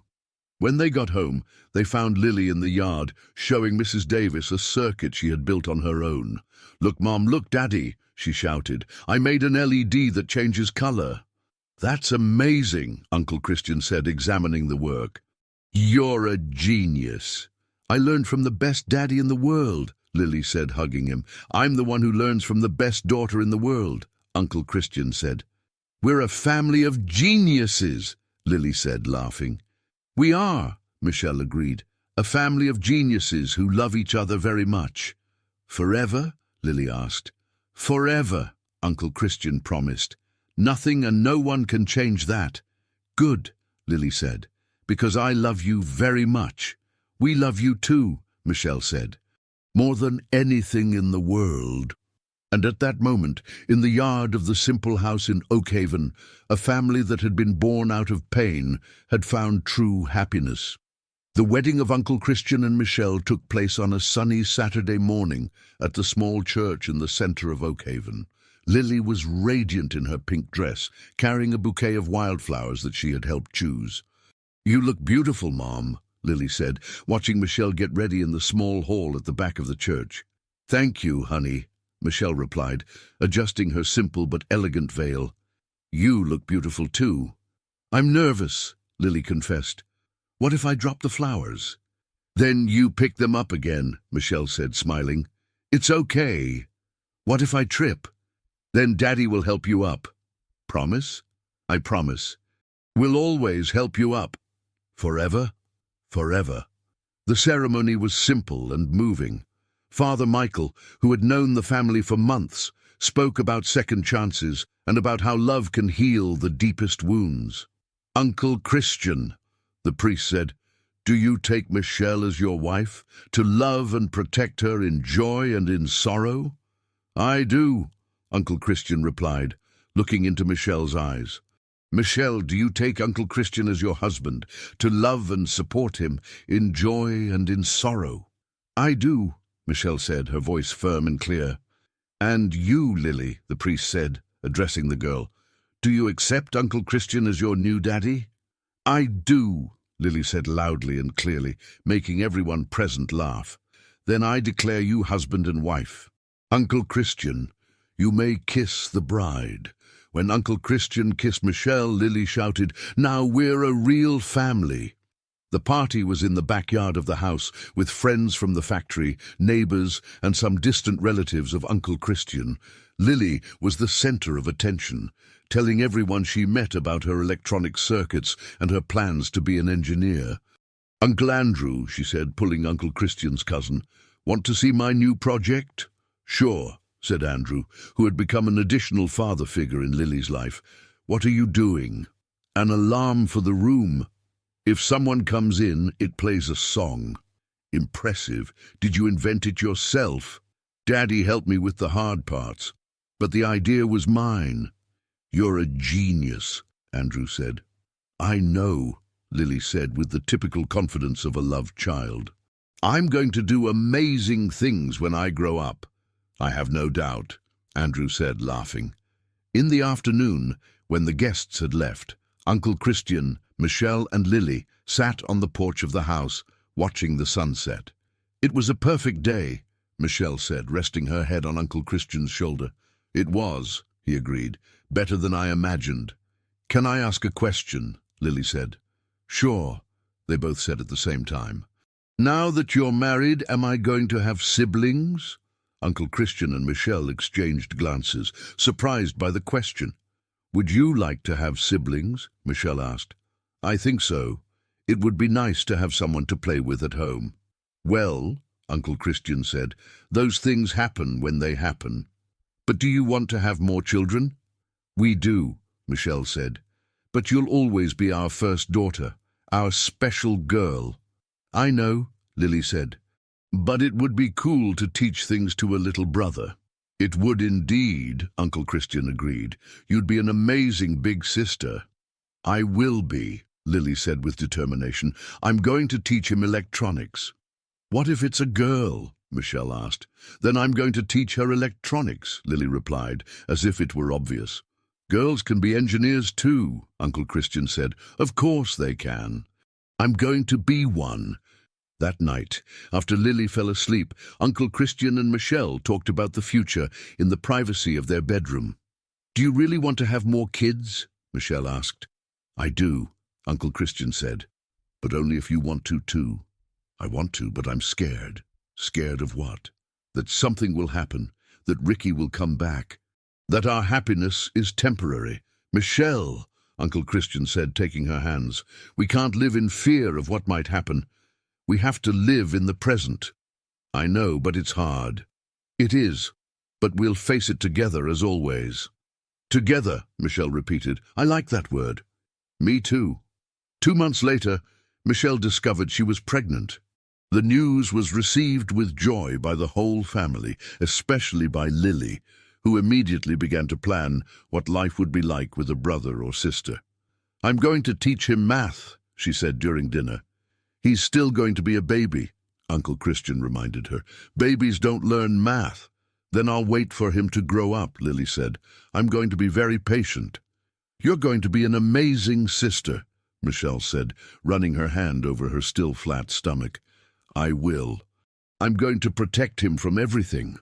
"From everything what?" Uncle Christian asked. "From bad people, from sadness, from fear." "Lily," Michelle said, "you don't have to protect anyone. You're a child."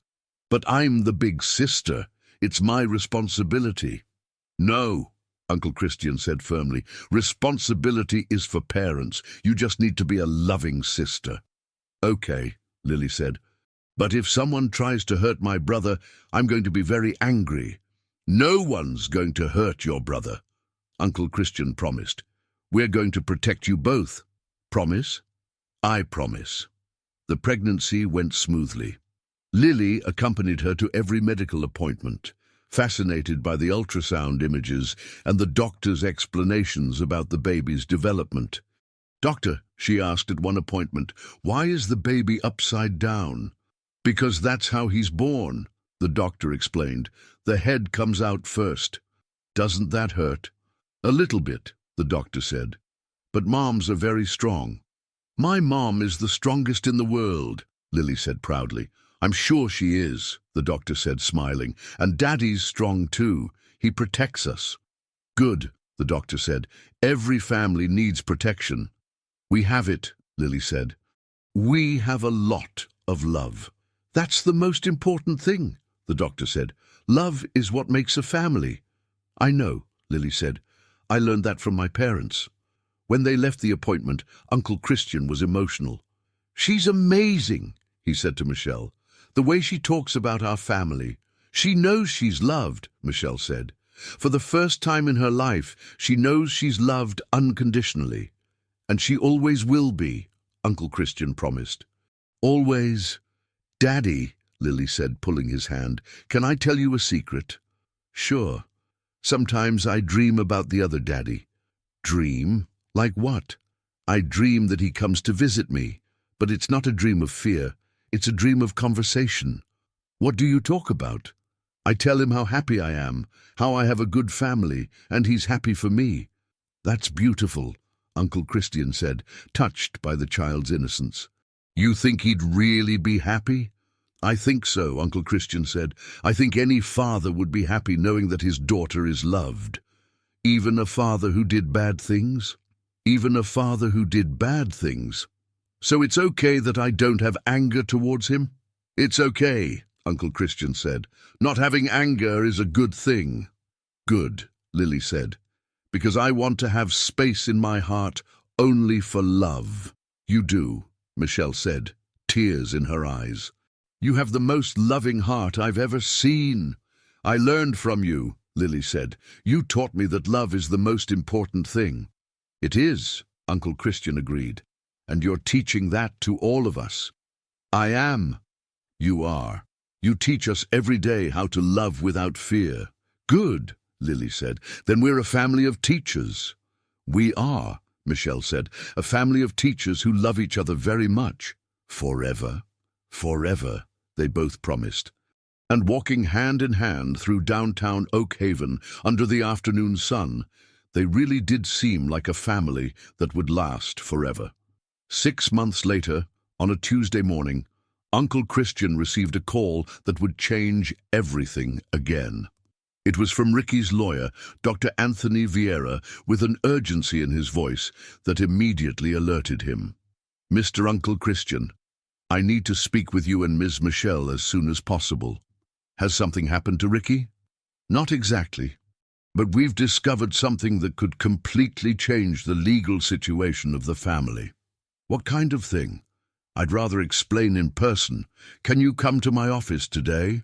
Sure, Uncle Christian said, feeling a chill in his stomach. We'll be there in an hour. When he told Michelle, she was finishing dressing Lily for school. The girl, now 7 years old, had grown and was even smarter and more curious. What do you think it's about? Michelle asked, clearly worried. I have no idea, Uncle Christian replied, but his voice sounded serious. Daddy, Mom, Lily said, why are you worried? We're not worried, honey, Michelle said. We just have to take care of some adult stuff. About the other daddy? Maybe, Uncle Christian said. But don't worry, it won't change anything for you. Promise? I promise, Uncle Christian said, but his voice didn't sound as convincing as he wanted it to. At the lawyer's office, a shocking discovery awaited them. Dr. Anthony Vieira was a man in his 60s with graying hair and a grave expression that didn't inspire confidence. Have a seat, he said, indicating the chairs in front of his desk. What I have to tell you is complicated. Let's get straight to the point, Uncle Christian said. Very well. During the investigation of Ricky's case, we discovered that he is not Lily's biological father. The silence that followed was deafening. Michelle paled completely, and Uncle Christian felt like he'd been punched in the stomach.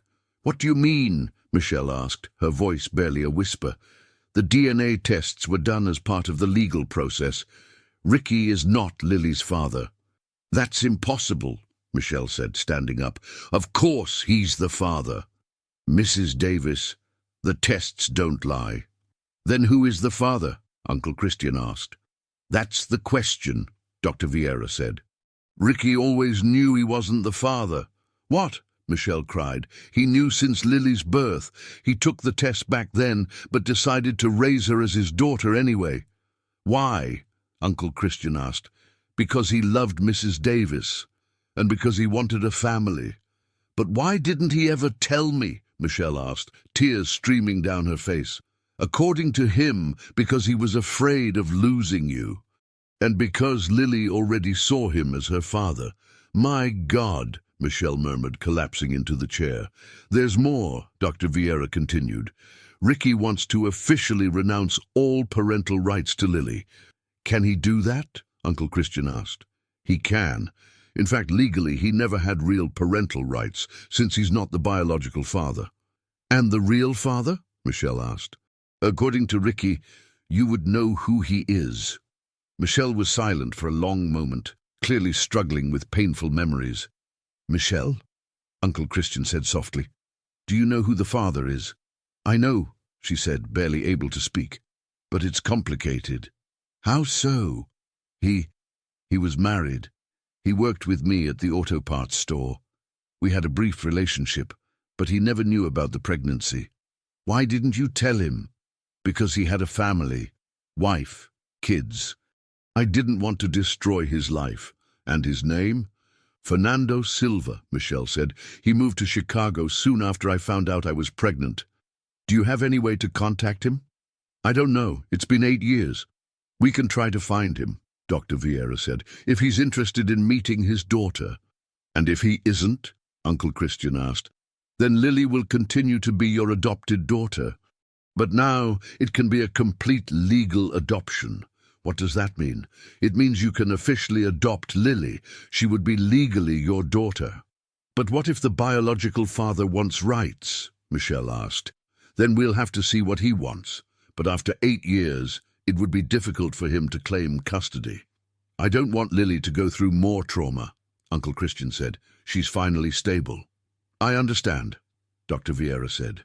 But she has the right to know the truth. She's 7 years old, Michelle protested, and she's smart enough to understand, at least partially. How are we going to tell her this? Uncle Christian asked.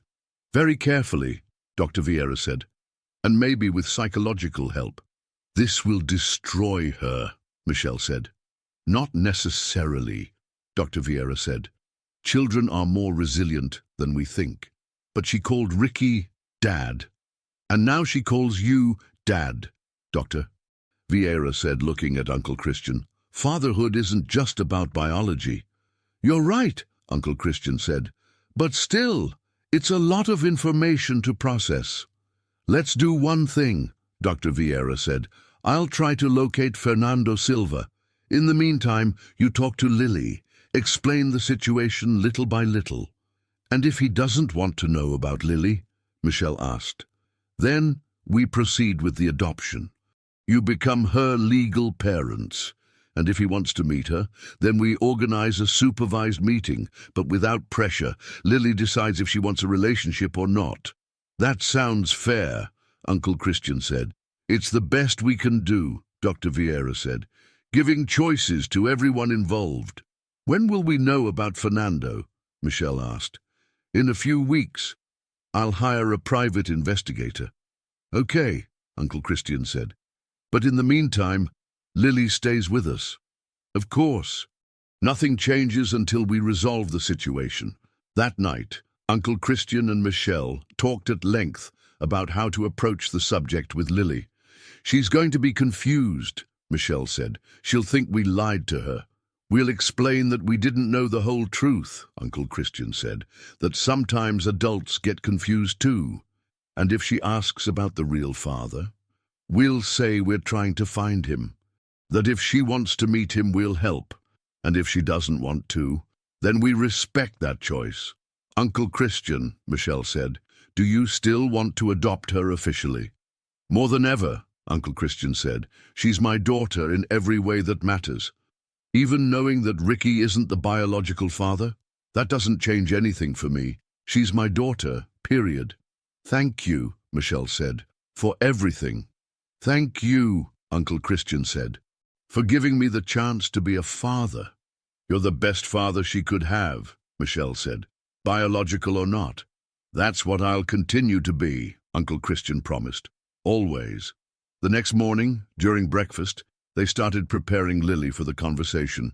"Lily," Uncle Christian said, "remember when you asked about your family?" "I remember, about my grandparents and aunts and uncles." "Yeah. Well, sometimes families are complicated." "Complicated how?" "Sometimes people don't know the whole truth about other people," Michelle said. "What kind of truth?" "Truths about who's father, for example." "You don't know who my father is?" Lily asked, confused. "We know I'm your father," Uncle Christian said, "because I take care of you, I love you, I protect you." "That's true," Lily said. "But what about the other dad?" "The other dad may not be your blood father," Michelle said carefully. "What do you mean?" "Sometimes people raise children who aren't their blood children," Uncle Christian explained, "because love is more important than blood." "Oh," Lily said, processing, "so the other dad loved me even though he wasn't my blood father?" "Yes," Michelle said. "He loved you, and you love me even though you're not my blood father." "More than anything in the world," Uncle Christian said. "Then it doesn't matter who my blood father is," Lily said. "You're my heart dad." "Exactly," Michelle said. "Heart dad is more important." "But are you going to tell me about the blood father?" Lily asked. "We will," Uncle Christian promised, "when we know more about him." "Okay," Lily said. "But it doesn't change anything, right?" "It doesn't change anything," Uncle Christian promised. "You're my daughter forever." "Good," Lily said, going back to eating. "Because I like being your daughter." "I like being your father," Uncle Christian said. "We like being your family," Michelle said. "Forever?" Lily asked. "Forever," they both promised. But even with the conversation going better than they expected, Uncle Christian and Michelle knew that the hardest part was yet to come. 3 weeks later, Dr. Anthony Vieira called with news that no one expected. Fernando Silva had been located in Chicago, where he worked as a manager at a car dealership. But there was a complication. He was going through a difficult divorce and had lost custody of his own children. "Does he want to meet Lily?" Uncle Christian asked during the meeting at the lawyer's office. "He does," Dr. Vieira replied. "In fact, he was shocked to learn he had a daughter." "He really didn't know?" Michelle asked. "He had no idea. Said if he knew, he would have helped raise her." "And now?" Uncle Christian asked. "Now he wants visitation rights. He doesn't want full custody, but he wants to be a part of her life." "Is that possible?" Michelle asked. "Legally, yes. He's the biological father and can claim rights." "But what about Lily's stability?" Uncle Christian protested. "The judge will consider that, but Fernando has rights too." "When does he want to meet her?" Michelle asked. "Next weekend. He's coming to Oakhaven." "So soon?" Uncle Christian said. "He's eager. He said he's missed 8 years of his daughter's life." "They're not 8 years missed," Michelle said defensively. "She's been loved and cared for." "Of course she has," Dr. Vieira agreed. "But he wants to make up for lost time." "And if Lily doesn't want to meet him?" Uncle Christian asked. "Then we'll respect that. But she has the right to know he exists." "We've already told her there might be a blood father," Michelle said. "She understood it well." "Great. Then let's arrange a supervised meeting." "Where?" Uncle Christian asked. "In a neutral location. Maybe a park, a place where she feels comfortable." "Okay," Uncle Christian said. "But I want to be present." "Of course," Dr. Vieira said. "All of you will be present." That night, Uncle Christian and Michelle talked to Lily about Fernando. "Lily," Michelle said, "remember we talked about your blood father?" "I remember," Lily said, looking up from the books she was reading. "Did you find out who he is?" "We did," Uncle Christian said, "and he would like to meet you." "He wants to." "He does." "He didn't know you existed." "How didn't he know?" "Because Mommy didn't have a chance to tell him," Michelle explained. "He moved away before I found out I was pregnant." "Oh," Lily said. "And is he nice?"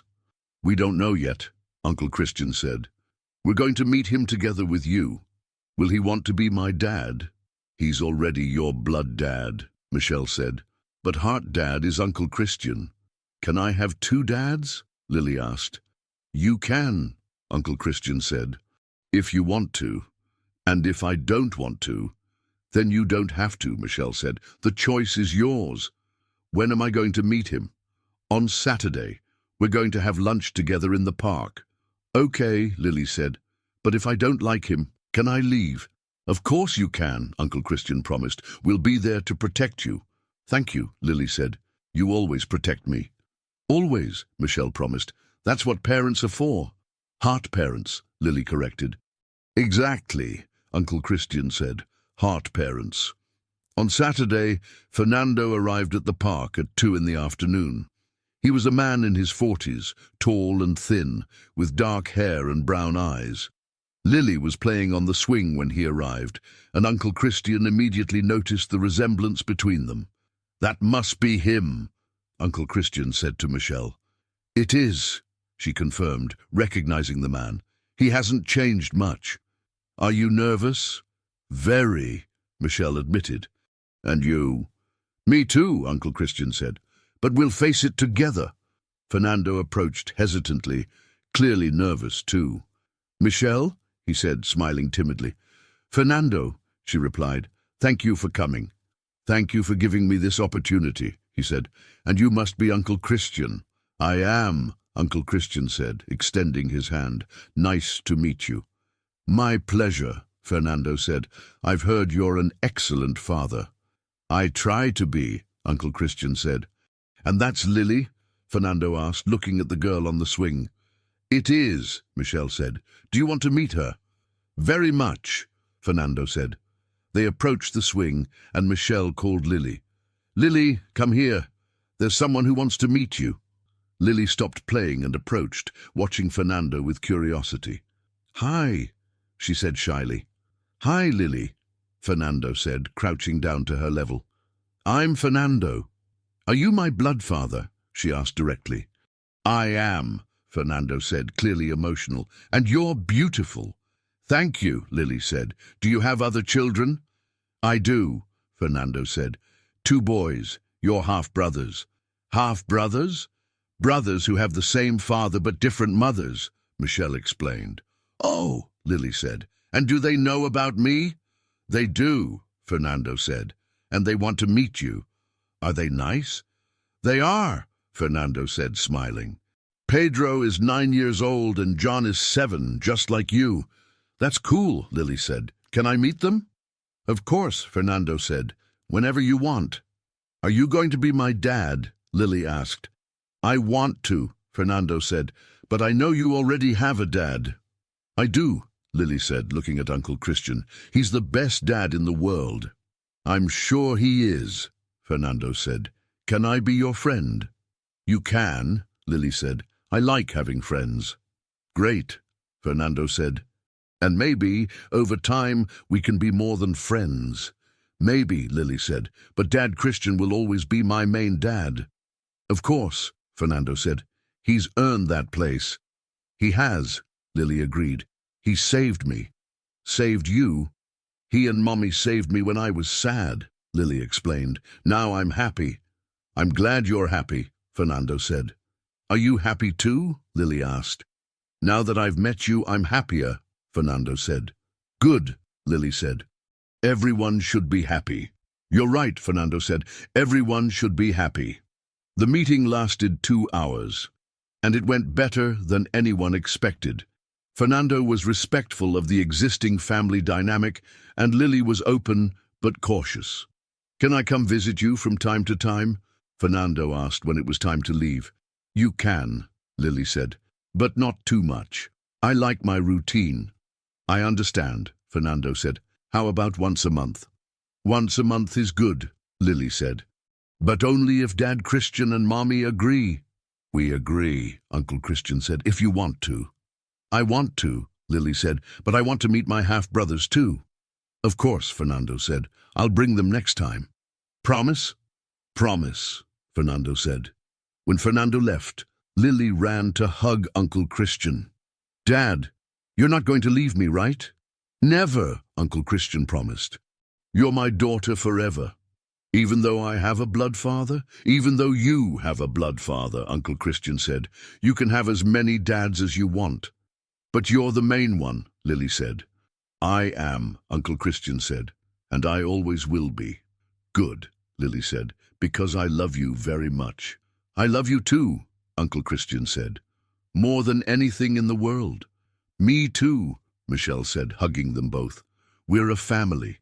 Forever? Lily asked. Forever, they both promised. That night, Uncle Christian and Michelle talked about how well everything had gone. Fernando seems like a good person, Michelle said. Seems like it, Uncle Christian agreed, and he respected our place in her life. Are you jealous? Michelle asked. A little, Uncle Christian admitted, but it's normal. It is, Michelle agreed. But you're her dad. Nothing's going to change that. I hope not, Uncle Christian said. It won't, Michelle promised. Lily chose you as her dad. That's stronger than any blood tie. Thank you, Uncle Christian said, for giving me this family. Thank you, Michelle said, for saving us. We saved each other, Uncle Christian said.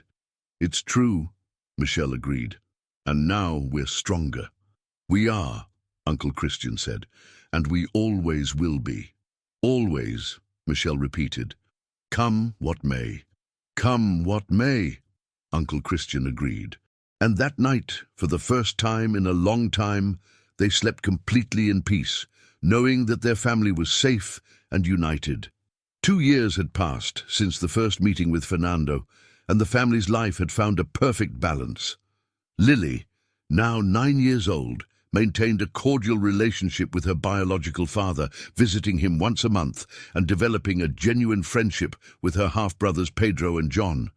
Dad, Lily said one Sunday morning, while helping Uncle Christian fix a circuit in the workshop he had set up at home. Can I tell you something? Of course, sweetheart, Uncle Christian replied, watching how she handled the electronic components with impressive skill. Yesterday, when I was with Fernando, he asked me if I wanted to live with him sometimes. Uncle Christian felt his heart tighten, but he kept his voice calm.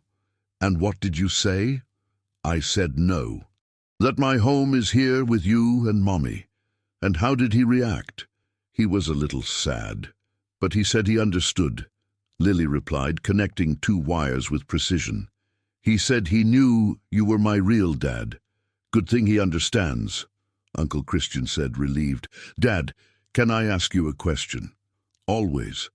Are you afraid that I like Fernando more than you? The question, asked with the innocence typical of a child, touched Uncle Christian deeply. Sometimes, he admitted. But I know that love isn't a competition. It isn't, Lily agreed. I can like Fernando and my half-brothers, but you'll always be my main dad. Why? Uncle Christian asked, curious to hear the answer. Because you chose me when I was sad. Because you taught me that I'm smart. Because you never yelled at me. Because you make me feel safe. Lily, Uncle Christian said, emotional, you make me feel important. You are important. You're the most important dad in the world. At that moment, Michelle entered the workshop carrying baby Gabriel, who had been born 6 months earlier. What are you guys doing? She asked, smiling as she watched the two working together. We're finishing my project for the science fair, Lily said. It's a robot that turns on lights when someone claps. That's amazing, Michelle said. I bet you're going to win first place. I am, Lily said confidently. Because Dad taught me really well. You two are quite a team, Michelle said, observing the dynamic between them. We are, Lily agreed. And now we have Gabriel, too. Are you enjoying being a big sister? Uncle Christian asked. I love it, Lily said. I'm going to teach him electronics when he grows up. He'll have the best teacher, Michelle said. I'm going to teach him everything Dad taught me, Lily said. And everything I learn on my own, too. You're learning really fast, Uncle Christian observed. Sometimes I think you know more than me. I don't know more, Lily laughed. But one day I will. I'm sure you will, Uncle Christian said. And I'll be very proud. Dad, Lily said, stopping work for a moment, can I tell you a secret? Of course. Sometimes I have nightmares about when I was little, about when I was sad. What kind of nightmares? Uncle Christian asked, worried. I dream that you're going to leave, and I'm going to be alone again. Lily, Michelle said, approaching, we're never going to leave. Promise? I promise, Uncle Christian said. No matter what happens, we're always going to be here. Even when I grow up? Even when you grow up, Michelle promised. Family is forever. And if I get married? Then your family will get bigger, Uncle Christian said, but we'll always be your parents. Good, Lily said, going back to work. Because I never want to lose you. You never will, Uncle Christian promised. Never. That afternoon, while Lily was playing in the backyard with Gabriel, Uncle Christian and Michelle talked about the future. Do you think we did everything right? Michelle asked. I think we did the best we could, Uncle Christian replied. And look at the result. She's amazing, Michelle said, watching Lily tickle the baby. She is, Uncle Christian agreed. Intelligent, caring, confident. Everything a child should be, Michelle said, and everything she wasn't when we met her, Uncle Christian remembered. It seems like it was in a past life, Michelle said. That scared little girl at Joe's bakery. But it was real, Uncle Christian said, and that's why I value even more who she has become. We saved her, Michelle said. She saved us too, Uncle Christian said. Gave us a purpose, a family. A perfect family, Michelle said. Not perfect, Uncle Christian corrected, but ours. And that's more important than perfection. You're right, Michelle agreed. Our family is special because we chose each other. Exactly, Uncle Christian said. Chosen love is stronger than obligatory love. Dad! Mommy! Lily shouted from the backyard. Come see! Gabriel is trying to crawl. They ran to the backyard, where they found Gabriel struggling to move toward Lily. Look at that, Uncle Christian said, emotional. Our boy is growing up. Come here, Gabriel, Lily encouraged. Come to Lily. Gabriel managed to move a few inches, and everyone applauded. He's going to be smart, just like his sister, Michelle said. I'm going to teach him everything, Lily promised. Math, science, electronics, and love, Uncle Christian added. You're going to teach him love. Of course, Lily said. Love is the most important thing. It is, Michelle agreed. Without love, nothing else matters. With love, everything is possible, Uncle Christian said. Like our family, Lily said. We're proof that love conquers all. We are, Uncle Christian agreed. We're proof that second chances exist. And third chances, Michelle said. And fourth chances. As many chances as necessary, Lily said. Exactly, Uncle Christian said. As many chances as necessary. That night, after the children were asleep, Uncle Christian and Michelle sat on the porch watching the stars. You know what impresses me the most, Michelle said. What? How Lily overcame everything, the abandonment, the fear, the uncertainty. She's strong, Uncle Christian said, stronger than any adult I know. And happy, Michelle added. Genuinely happy. It's what every child deserves, Uncle Christian said. It's what every child should have, Michelle agreed. At least ours does, Uncle Christian said. Ours, Michelle corrected. Gabriel is going to have it too. He will, Uncle Christian promised. They're both going to have everything they deserve.